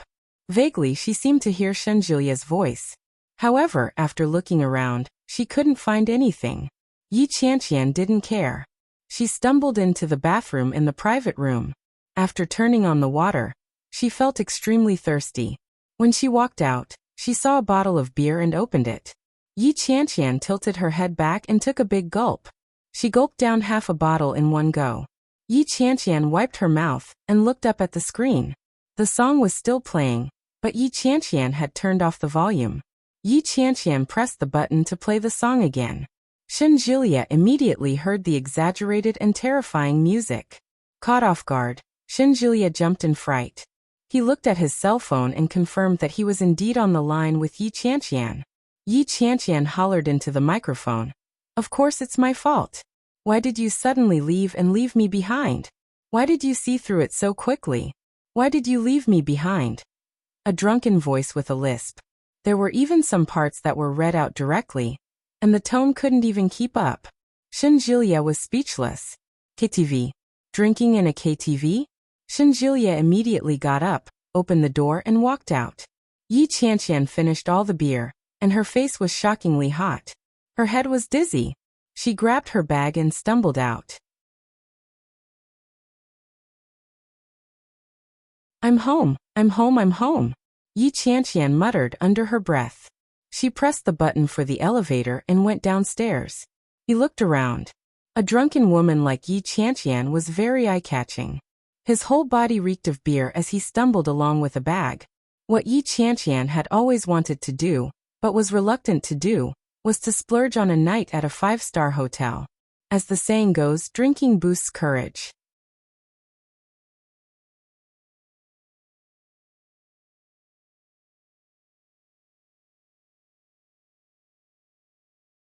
Chapter 1768. The waitress had been watching Yi Qianqian for a long time.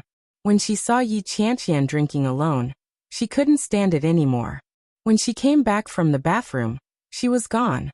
At first, she thought that the woman had gone to the bathroom. But after going back and forth 3 times, she was nowhere to be found. In the end, the waiter still walked in, but as soon as he entered, he smelled an extremely unpleasant smell of alcohol, as well as the nauseating stench of vomit. She pinched her nose and looked around again. Then she saw a cell phone on the sofa. The cell phone was a beautiful rose gold color. She picked it up and saw a call page on it. The call had been connected for nearly 2 hours. The waiter clicked his tongue when he saw that the phone was indeed clean. He then turned off the music, picked up the phone, and put it to his ear. Hello. Xin Julia was blindly searching the KTV near his home. He kept an eye on the cell phone for any signs of activity. The sudden sound of a man's voice made Xin Julia's entire body tense up. Almost reflexively, Xin Julia's eyes narrowed and he asked, "Who are you?" When the waitress heard the voice, she knew that the caller was not friendly. She coughed lightly and said, "Hello, who is the owner of this cell phone to you?" "She's my woman." "Where is she?" "This lady is drunk. She should have left by now, but her cell phone is still in the private room." She left? Where did she go? Shinjulia's heart was in his throat. How could you do this? You didn't even look after the client. How could you let a drunk woman leave? We can't control the client's freedom to come and go, but she should have just left. She shouldn't have gone far. Where is your place? Give me the address immediately. I'll be there right now. The waitress gave the address and left the cell phone at the front desk. Shinjulia hailed a cab and realized that the place was very far away. It was more than 30 kilometers away from their home. It took Shinjulia almost an hour to reach the place. The cell phone was found, but where was the person? Yi Qianqian's head fell onto the bed, and she fell into a deep sleep. When he woke up, his head was so dizzy that it felt like it was going to explode. Frowning, he had unknowingly sweated all over. When he got up, he remembered that he had fallen asleep in the hotel. After fanning herself, she realized that she hadn't even plugged in the key card to get the electricity. Yi Qianqian inserted the key card and turned on the air conditioner. Her body was burning hot. Looking left and right, she was surprised to see the hotel's name on the left and right. The 5 stars on the signboard displayed the nobility of the place she was currently lying on. Yi Qianqian suddenly felt a pang in her heart. She began to feel the pinch of her money. The saying that drinking boosted one's courage was indeed correct.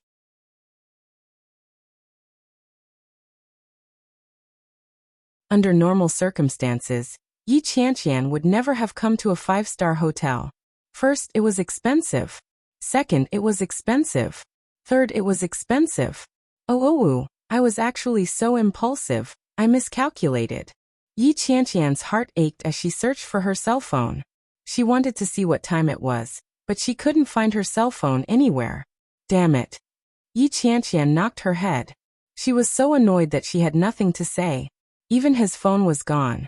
Who could compare to such bad luck?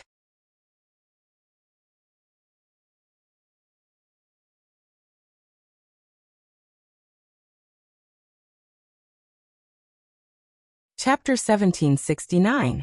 Hello, front desk. Hello, what time is it now? Yi Qianqian's voice was filled with annoyance.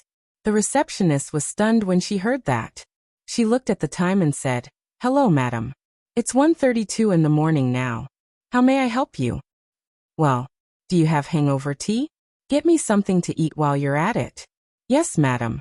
I'll arrange for a specialist to take your order. Please wait a moment." "Okay. Thank you." Yi Qianqian hung up the phone and lay on the bed like a corpse. Her head was throbbing. She seemed to have downed 24 bottles of wine on her own. There were exactly 24 bottles. This was the first time Yi Qianqian had drunk so much wine, and she had done it alone. Other than going up and down to the toilet and vomiting a few times, there didn't seem to be much of a difference. Yi Qianqian suddenly admired herself. She had gone to a place like a KTV alone and drowned her sorrows in alcohol like a fool. However, it turned out that it didn't work at all. Not only did it not drown her sorrows, but it also caused her to have a hangover. After a while, the waiter came to take their order. After Yi Qianqian ate and drank the hangover soup, she felt much better. After taking a shower, Yi Qianqian slept all the way until dawn. When she woke up, the sky was already bright. Yi Qianqian looked out the window and saw that the sky was already bright. Suddenly, she rolled out of bed like a carp. I'm doomed. I'm doomed. She still had to go to work today. Yi Qianqian immediately rushed to the bathroom. After washing up, she picked up her bag and went downstairs to check out of the room. When she checked out, Yi Qianqian's eyes immediately fell on the big clocks behind the cashier's counter. I'm doomed. It's already 8:30. Yi Qianqian paid the bill. She wanted to cry but had no tears. She rushed out to hail a cab. It was reported that this place was a full 30 kilometers away from the headquarters of Eurasian Comics. In other words, it seemed that she was going to be late no matter what. Yi Qianqian hugged her bag and panicked in the car. Leaders always had the ability to do everything well when things were good. However, when you were late, no matter how good they were to you, they would always have a million ways to scold you. Less than 5 minutes after Yi Qianqian got into the car, the situation dissipated significantly. Now that she was free, Yi Qianqian didn't even have a cell phone. It would take her at least 40 minutes to get to the office from there. She didn't have anything to kill her time with, so her brain started to churn. The emotions that she had been able to toss to the back of her mind since yesterday suddenly surged up and mixed up all of her thoughts. It was difficult to ignore them now. Yi Qianqian's breathing quickened. She twisted the strap of her backpack and stared at her fingernails without blinking. Due to the traffic jam, it was already 9:20 p.m. when Yi Qianqian arrived at the office. 20 minutes late. Yi Qianqian was no longer flustered. $100 would be deducted if she was half an hour late, and $100 would still be deducted if she was 20 minutes late. It was better to slow down and not waste her time. What Yi Qianqian didn't expect was to see a familiar figure standing at the entrance of the company when she reached it. It's over.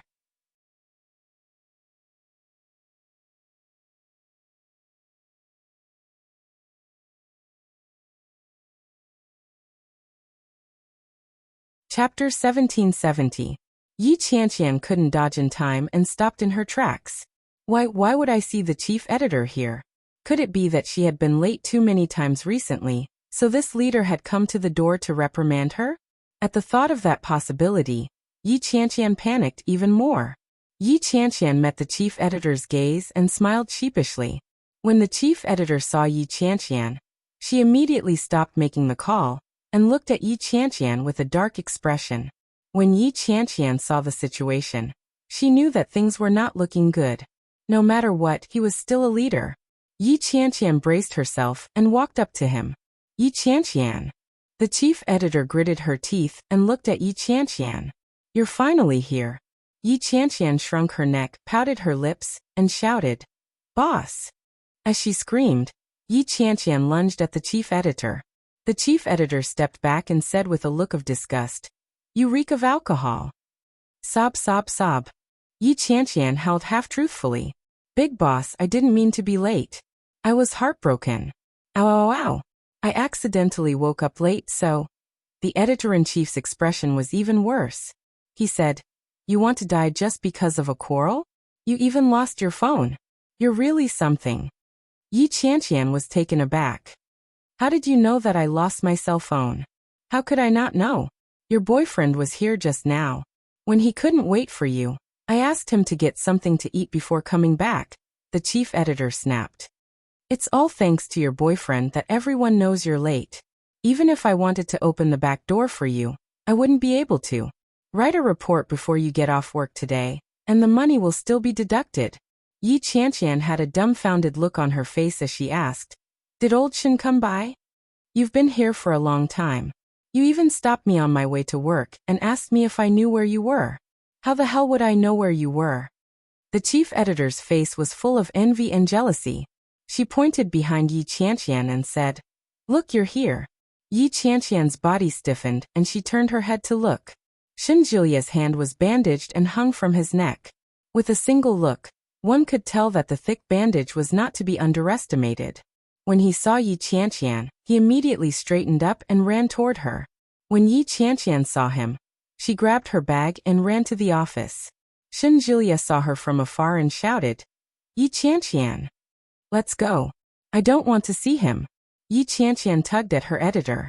The chief editor was caught off guard and asked, What's wrong with him? Yi Qianqian's voice faltered. She didn't know where to start. Yi Qianqian was the queen of performance in the company. She couldn't possibly tell them that she, Yi Qianqian, had been successful in her career, but her best friend had stolen her man in the field of love. In any case, I don't want to see him. We've already broken up. I don't care what you guys did, but looking at your boyfriend's attitude, if you don't clear things up with him today, he won't leave. You'd better settle this quickly and come back to work as soon as possible. You have so many things to do, and you still have the nerve to ask for leave yesterday. The chief editor pulled her hand back and gave Yi Qianqian a push before quickly walking into the office. When she turned around, Shinjilia was already right in front of her. Shinjilia grabbed Yi Qianqian's hand. Panting, he called out, Qianqian.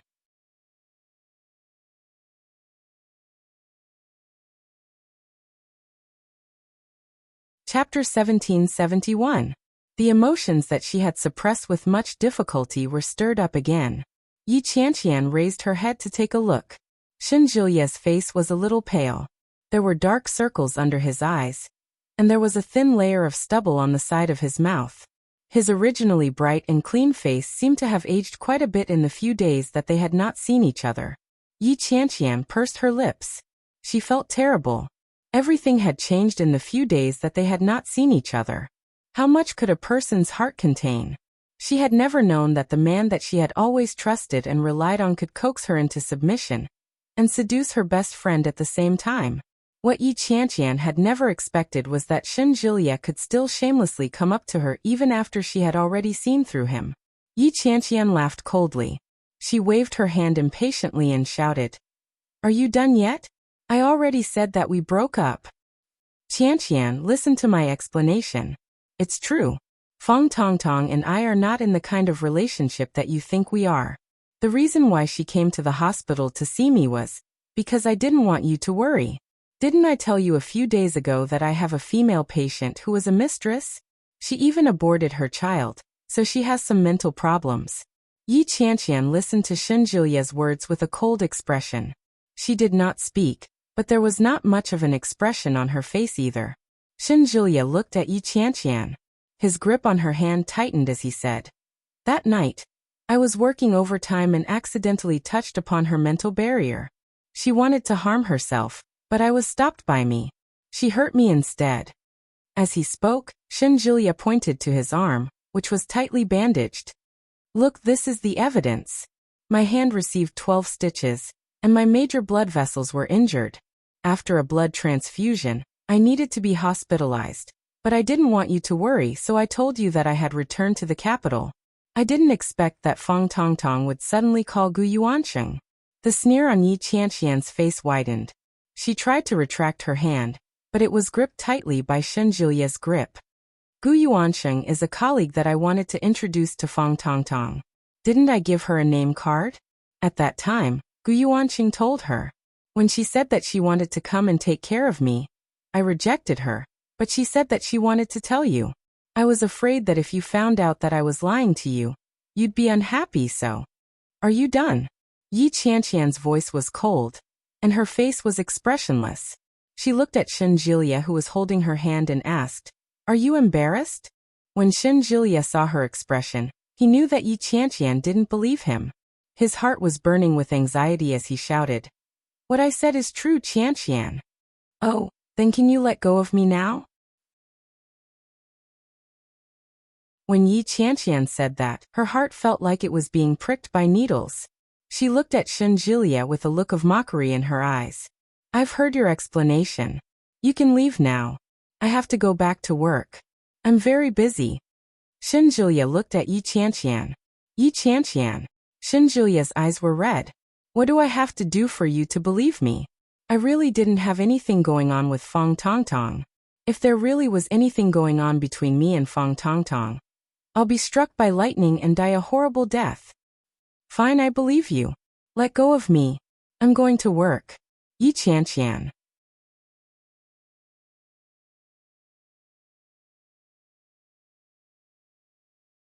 Chapter 1772. Xinjilia took a deep breath and tried to calm himself down. He said, "Since you haven't eaten yet, let's go eat together. I'll show you the evidence."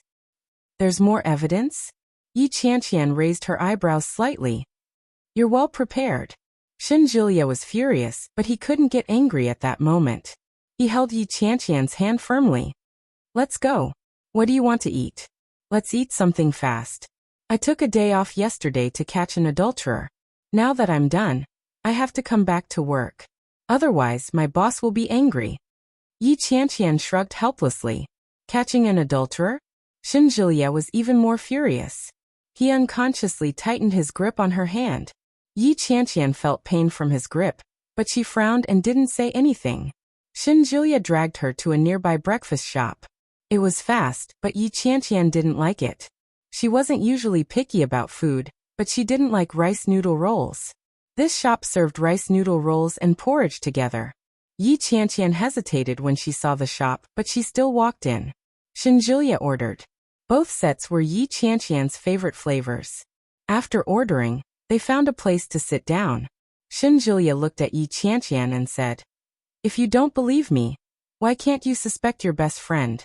She was the one who insisted on taking care of me. I couldn't stop her. If I gave her a hard time, she would threaten me. The fact that you were threatened means that you have something on you. You must have done something wrong, right?" T. Xinjilia panicked. "You're my weakness. You're my weakness. The worst thing I've ever done is that I didn't dare tell you when someone stabbed me. I even told you that I went to the capital. God knows how I managed to survive these past few days. I've always been worried that the woman with the surname Fong would betray me. If you found out that I was lying to you, I'd definitely die a horrible death." As Xinjilia spoke, he didn't forget to look at Yi Qianqian. Yi Qianqian didn't seem to have much of an expression on her face. She stared intently at the wooden table in the shop. Xinjilia sighed and said, "It's all good now. I don't have to worry about being betrayed anymore. The current situation is even worse than being betrayed by her." "Did she say something to you?" Based on Yi Qianqian's personality, it was difficult to change her mind once she set her mind on something. However, it wasn't easy for Yi Qianqian to set her mind on something. When Yi Qianqian heard Xinjilia's question, the corners of her mouth twitched, but she didn't say a word. In Xinjilia's eyes, such a small expression was tantamount to a direct admission. "Qianqian, we've been together for so many days. You felt how I've treated you. You should know better than anyone else what kind of person I am.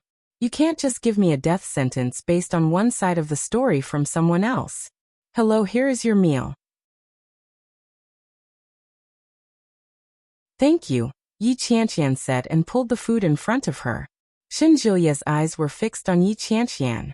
He was extremely serious as he said, "You're being unfair to me." "Tong Tong likes you," Yi Qianqian suddenly said. "She likes you very much." "So what?" Xinjilia retorted reflexively, but he soon had a bad feeling. He narrowed his eyes and said dangerously, "Don't tell me, you're thinking of giving up your boyfriend to her?"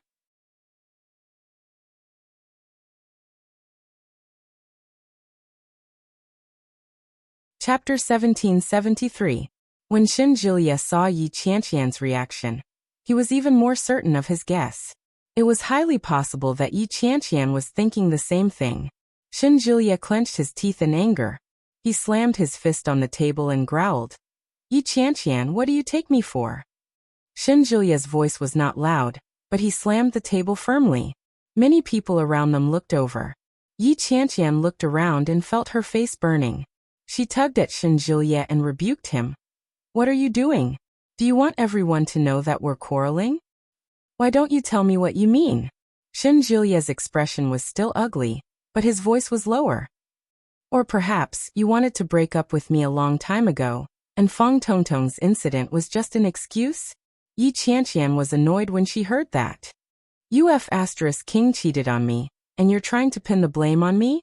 Xinjilia, how can you be so shameless? Xinjilia's face turned even darker. "I didn't. No matter how many times you say it, I didn't. I don't know what Fong Tongtong said to you, but even if there were 10 women like her, the outcome would be the same.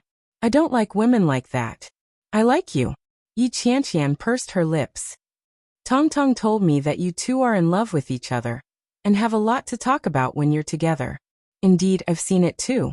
Your relationship is indeed very good. On the contrary, I'm more like a third party in the middle." "You two are in love with each other? Have a lot to talk about?" Xinjilia laughed. "Other than her sucking up to me, what other common topics do we have?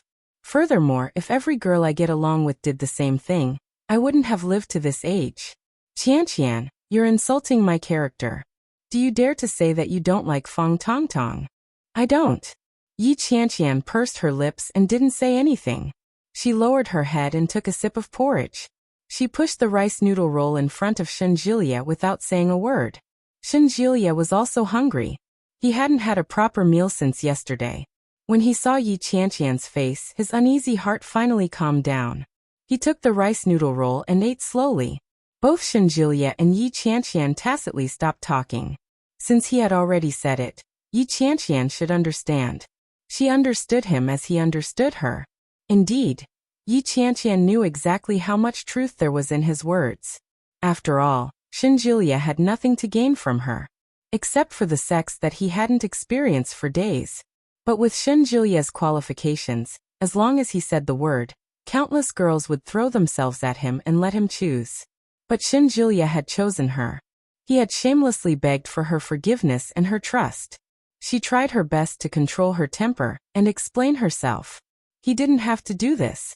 However, it was precisely because he knew that he felt bitterly disappointed.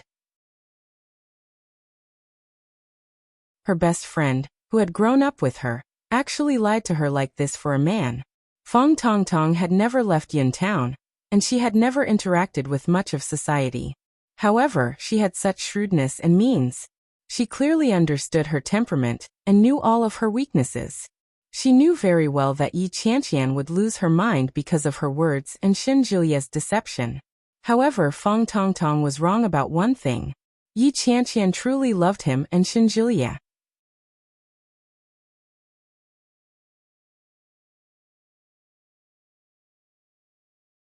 Chapter 1774. Seeing Yi Qianqian's silence, Xinjilia couldn't help but quiet down. Xinjilia lowered his head and ate without a word. After he finished all the food that Yi Qianqian didn't like, he looked up and asked, "When do you get off work? I'll come and pick you up." "No need. I didn't come to work yesterday. I might have to work overtime today." As she spoke, she looked at Xinjilia's hand and asked, "Is it serious?" Xinjilia, who had been tense all this while, suddenly relaxed. When he saw the worry in Yi Qianqian's eyes, a smile gradually appeared in his eyes as he replied, "It's not serious." "Well, that's good." Yi Qianqian stood up. "I'm full. I'll pay the bill. You can go back to the hospital. I can be discharged. I don't need to go to the hospital." Xinjilia quickly stood up as well. "I'll be staying at home from now on. The hospital has approved a month's leave. I'll just have to wait for the stitches to be removed before going to the hospital." "Oh." She turned around and said, "I'll pay the bill. Take your time. I can't finish it." "Yeah." Xinjilia looked at her back. "Go ahead then. I'll pick you up tonight." "There's no need." Yi Qianqian turned around without looking back. Xinjilia sat down and breathed a sigh of relief. Yi Qianqian arrived late. When she returned to the office, it was already past 10 o'clock. After more than an hour of work, it was lunch break. Yi Qianqian had just finished her meal, so she wasn't hungry. She sat in the office, unfinished with her work. However, this kind of hard work was not quiet. After a while he received a call. Feng Tongtong. When Yi Qianqian saw the name, she immediately stopped what she was doing. Her phone vibrated incessantly. Feng Tongtong's name was very eye-catching. The cutest bestie. Cute. Best friend? Yi Qianqian thought about it for a moment and decided to hang up. She used the system's text message to reply, "Hello, I'm busy right now. Call me back later." His friendly tone was so distant that it was indescribable, but everything seemed to be a matter of course. However, Yi Qianqian felt a little sad. She stared at the computer in front of her, but she couldn't seem to get into working mode. Ding dong, Feng Tongtong was on WeChat. "Cutest bestie. Qianqian, I'm back in Yin Town." It was just a few words, but Yi Qianqian stared at it for a long time. A few minutes later, Feng Tongtong sent another WeChat message. "Old Shen is a good man. Cherish him. Don't be so willful in the future. The slap you gave him yesterday made him very sad." Yi Qianqian laughed in exasperation. "Sisai. Let's talk? Where are you?" "Cutest bestie, home Sisai. My house? Cutie bestie. Yeah, I'm packing. Old Shen is helping me too. He's trying to persuade me not to leave, but I don't think it's appropriate. Cutie bestie. I know what I said might cause you to misunderstand, but I've never told you that the person I'm taking care of recently is my boyfriend." "You've misunderstood." Yi Qianqian found it more and more miraculous. She laughed out loud and sent a few question marks over. But no matter how she looked at it, she felt that the word best friend was extremely irritating. She clicked on it and changed it to scheming B***tch.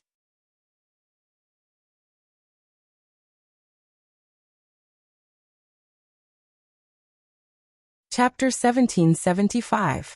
Sisai: Sisai, did I slap you in the face? Why do you mind so much? Double scheming whore. I just feel sorry for old Shen. When Yi Qianqian heard what Feng Tongtong said, she found it even more hilarious. Moving his fingers, he asked, what position should I use? Double scheming whore. Old Shen treats you so well. You keep saying that you don't want to marry him, but at the same time, you're dragging him down. Isn't that too unfair? Qianqian, although you are my good friend, I can't stand it anymore. No man can stand being treated like that by a woman in public. Moreover, that place is the hospital where old Shen works. All his colleagues are there. Don't you think it's inappropriate? The more Yi Qianqian read, the darker her expression became. Scheming whore. I think you should apologize to Shenjilia and admit your mistake. Maybe old Shen will forgive you. Sisai: really? Is that so? Zixixi. Alright, shut up. I'll handle my own business. Aren't you going back to Yin Town? Go back. I'll look for you when I'm free. Perhaps one day when they met again, she would still be her, and she would still be her. After all, they were from the same place and grew up together. It was impossible to say that they would not have any connections in the future. They threw this matter to the back of their minds and forgot about it. Yi Qianqian looked at the string of words she had sent out. Her eyes darkened, and her emotions were complicated. This was the biggest concession she could make. Feng Tongtong, oh Feng Tongtong, don't force me. However, Feng Tongtong did not seem to give up. She sent another message. Qianqian, I know you're angry at me, but what I said is for your own good. Double scheming whore. You like old Shen so much, and I don't want you two to break up. As long as you apologize, this might be over. Old Shen is so nice to you, he won't hold a grudge against you. The corners of Yi Qianqian's mouth twitched, and her eyes were filled with mockery. Sisai. Shenjilia told you. Double-minded whore. No, that's what I think. Sisai. You like Shenjilia so much. If I break up with Shenjilia, wouldn't that be perfect for you? Double-minded whore. Qianqian, you misunderstood. I don't really like him. Sisai. You told me that yourself, didn't you? You said that you liked Shenjilia very, very much, and that you wanted to be with him. Moreover, the two of you loved each other. Am I dreaming? Weren't you the one who said that? Feng Tongtong seemed to have sunk into silence. She did not reply for a long time. There was a fire burning in Yi Qianqian's heart. The message that Feng Tongtong had sent was literally a plea for peace. Given Yi Qianqian's personality, there was no way she would apologize to anyone when she wasn't in the wrong. Especially Shenjilia, the boyfriend who had cheated on her. Yet, Feng Tongtong said those words so naturally. Her motive was already very clear. This was sowing dissension. If Shenjilia hadn't already found her, Yi Qianqian might have believed him. But now, it was clear that Feng Tongtong had lost the initiative. Double-minded whore. I did say that, but that was just to hide the fact that old Shen was in the hospital. I didn't do it on purpose.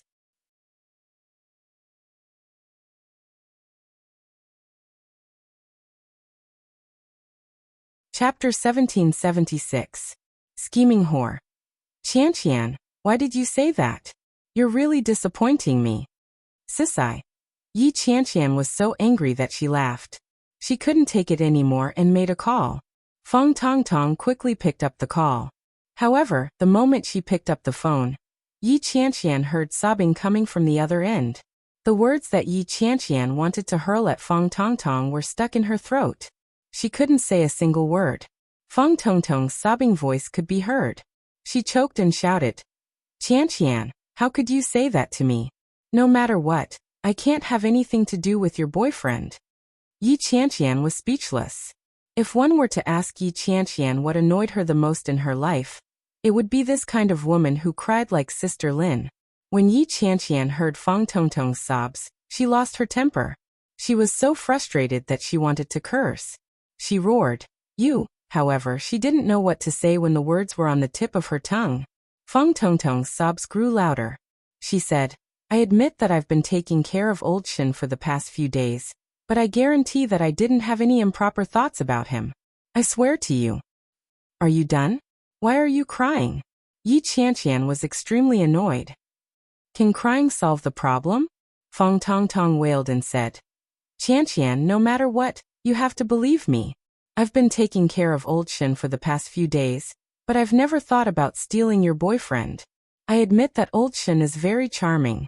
He's handsome, rich, and he treats his girlfriend extremely well. However, I also know what's mine and what's not. Do you know, Qianqian? I really treat you as my best friend and bestie. This time, if old Shin hadn't stopped me from telling you about us, what happened between me and old Shin would have been an accident. If old Shin hadn't stopped me, I would have said that I've let you down. What? Yi Qianqian felt as if her heart was being squeezed tightly. What did you say happened between you and Shinjilia? What accident? Feng Tongtong's sobs stopped abruptly. It was as if she immediately realized that she had said the wrong thing. Her voice became a little sluggish. What do you mean? Tell me clearly. Yi Qianqian's voice wasn't very calm. What happened between you and old Shin? Accident? However, Feng Tongtong was silent. After a long while she said, Old Shin truly loves you. No matter how much he lied to you, he still loves you. He's just afraid that you'll be sad. Let me ask you, what exactly happened between the two of you? What accident? Yi Qianqian was truly enraged. She raised her voice and slammed the table. She stood up and said, Explain yourself. Most of the people in the office had gone out, but there were still many colleagues who brought their own lunchboxes to eat in the company. They were eating when they heard Yi Qianqian's roar. Everyone turned to look at her. Yi Qianqian's eyes were slightly red. It was obvious that she was already furious. Not good. Her colleagues looked at each other in dismay.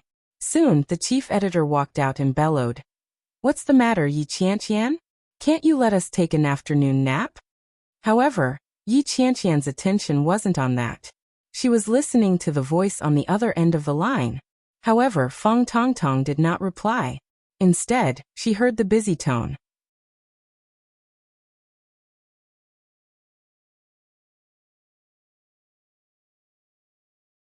Chapter 1777. The chief editor had already walked forward. Just as she was about to say something, she saw Yi Qianqian's reddened eyes. Yi Qianqian stared at the call screen on her cell phone. Her eyes welled up with tears. The chief editor did not expect Yi Qianqian to be like this. In the past 3 to 4 years, no one in the office had ever seen Yi Qianqian cry. Yi Qianqian's tears fell, but she quickly wiped them away and said, It's nothing. Sitting down again, the chief editor had already put away her aggressive attitude. She walked up and asked softly, What's wrong? Yi Qianqian tried her best to curl her lips into a smile, but her muscles were too tense. When she smiled, she looked even uglier than when she cried. The chief editor's heart tightened. She handed a tissue to Yi Qianqian and said, Don't cry. Don't cry.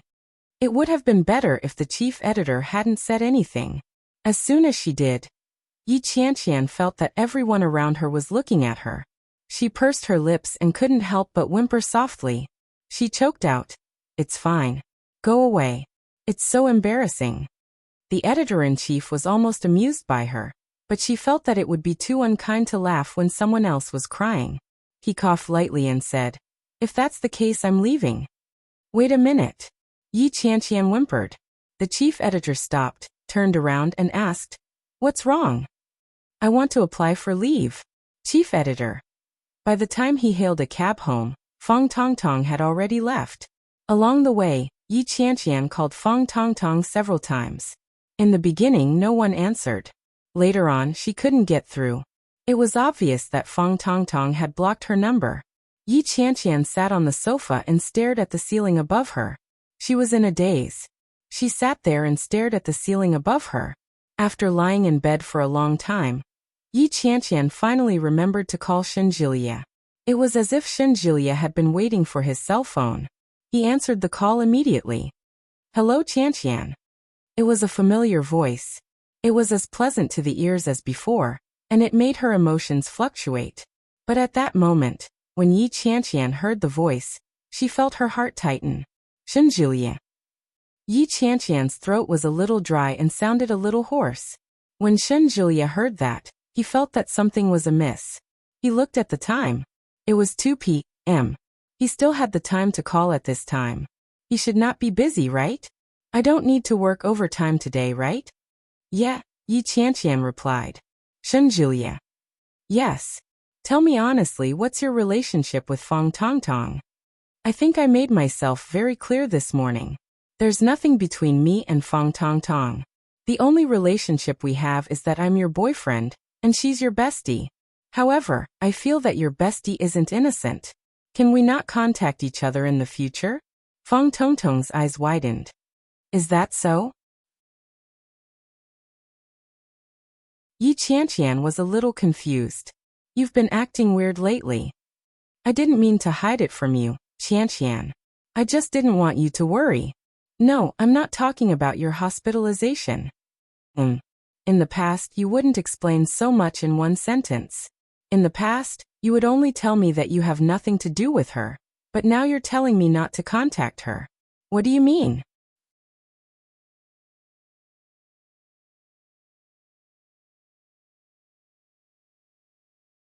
Chapter 1778. Yes, he was not worthy of a deep friendship. Naturally, Yi Qianqian had felt it over the past 2 days. Apart from her disappointment, she also felt very sad. She was 26 years old this year. She had grown up with Feng Tongtong and believed that she had never wronged her in any way. How could Feng Tongtong be so cruel as to do such a thing? If Feng Tongtong hadn't let the cat out of the bag, Yi Qianqian would never have guessed that there was such a relationship between them. But when these words came out of Shenjulia's mouth, it made Yi Qianqian feel extremely sarcastic. Is that so? The reason why Shenjulia felt that they couldn't have a close relationship was probably because he didn't want her to know about the accident between him and Feng Tongtong. Yes. Shenjulia didn't think too much about it. He knew that Yi Qianqian's willingness to call him was a good breakthrough. It was just an accident. Such a small matter would be forgotten in a few days. In the future, they could be together. Shenjulia smiled and asked, "What would you like to eat tonight?" Yi Qianqian felt a sharp pain in her heart. How could he say such a thing? How could he say such words so easily? Qianqian? Shenjulia called out again when he didn't hear a reply. Yi Qianqian felt a lump in her throat. After a while she said, "Shenjulia, do you think we're suitable?" When Shenjulia heard that, he felt that something was amiss. What do you mean? Let's break up. Yi Qianqian's voice was choked with sobs. That's all. I'll tidy up your things and pack them up. Come and collect them when you have time. Yi Qianqian, what do you mean by that?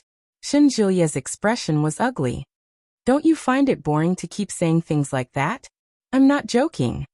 Yi Qianqian sounded like she was about to cry. I can't accept the fact that my man has such an unbreakable relationship with my bestie. Now I don't want my bestie anymore. I don't want you either. Qianqian. Shenjulia had just finished the infusion. When he heard this, the veins on the back of his hand bulged, and blood rushed up the tube. However, the phone was quickly hung up. Yi Qianqian's voice was cut off from the other end of the line, leaving behind a heartbreaking busy tone. Shenjulia was about to go crazy. He suddenly threw his phone away, and the dull sound of it was especially loud in the ward. The other patients inside all looked over. They did not know what had happened. It was obvious that Shenjulia had no intention of explaining himself. After he calmed down for a while, his flushed face turned a little pale. Only then did he remove the tube and pick up the phone.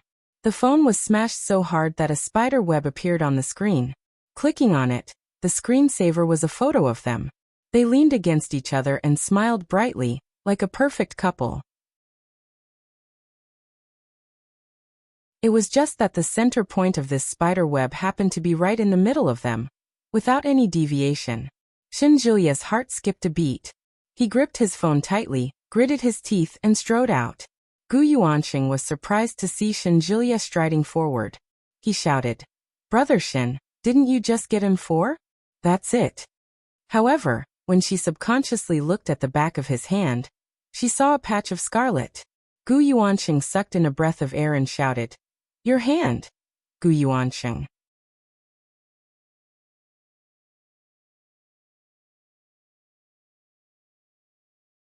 Chapter 1779. Gu Yuanqing hadn't expected Shenjilia to say something like that. He stood rooted to the ground in bewilderment, scratching his head in confusion. She was about to say something when Shenjilia turned and ran. When Gu Yuanqing saw the blood dripping from Shenjilia's body, he was even more confused. He stomped his feet anxiously and wailed. Who the F***ck did I offend? Hey wait, your hand has to stop the bleeding first. Qianqian, you got off work long ago. The girl at the front desk of Eurasian Comics looked at Shenjilia. Her eyes were burning with curiosity. You're Qianqian's boyfriend, aren't you? Oh, you're really handsome. Shenjilia acted as if he hadn't heard her teasing. He panted and said, It's not time to knock off yet. Why did you knock off so early? Qianqian was in a bad mood today. I don't know who she was talking to on the phone, but she had an argument. She was so angry that she slammed the table and cried. It's the first time I've seen her cry. Shenjilia was even more baffled when he heard that. Quarrel? He even slammed the table? How angry was Yi Qianqian to slam the table in a place like the office? But if it wasn't with him, then who was it with? The girl at the front desk leaned against the counter and looked at Shenjilia.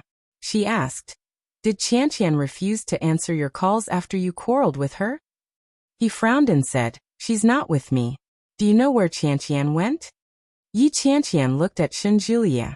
I don't know. Where else could she go? Kingstown is so big. She could go anywhere. Isn't she at home? Yes, home. Shenjilia quickly thanked him and turned to leave. He took a taxi all the way home. When he opened the door, he found that the house was empty. There was no Yi Qianqian or Feng Tongtong. Right. Feng Tongtong? Shenjilia's expression darkened. He flipped through his contact list and found Feng Tongtong's number. He used the landline at home to call her. The phone was turned off. Yi Qianqian's phone had been switched off ever since. Shenjilia looked at the time. It was past 4 o'clock. Shenjilia sat on the sofa in defeat. He was speechless and upset. Annoying to annoying. Suddenly, Shenjilia looked up and saw a sticky note pasted directly in front of him. There were black words written on it. Shenjilia walked forward and tore the note off. He saw the words written on it. I've packed your clothes. If you still want the rest of the fitness equipment, you can move it slowly. It was Yi Qianqian's handwriting. Shenjilia turned his head and saw a suitcase behind the sofa. This was the largest suitcase in the house. It was 28 inches long. Shenjilia opened the suitcase. It was indeed filled to the brim. It was all Shenjilia's clothes. Her shoes were packed in a clean box with a plastic bag over them. Her underwear, socks, everything was there. Shenjilia unconsciously clenched his fists, and his teeth chattered. Yi Qianqian was serious this time. She really wanted to chase him away. Feng Tongtong. It was all because of Feng Tongtong. Shenjilia closed his eyes and calmed himself down. He sat down and called Yi Qianqian's home in Yin Town. The person who answered the phone was Yi Qianqian's grandfather. The old man seemed to be in a good mood. He said, Hello, who are you looking for? He spoke in a dialect, but Shenjilia understood him. He replied in Mandarin, Hello, Grandpa. Is Uncle Yi there? That you're tuning in to the Li Mei's Wuxia Whispers YouTube channel. We're so grateful for your support, and don't forget to subscribe to join us on this incredible journey through captivating stories. Your generosity through donations truly makes a world of difference, as it's the primary source of revenue that allows me to expand and enhance this channel for you. Thank you from the bottom of my heart for being a part of this adventure.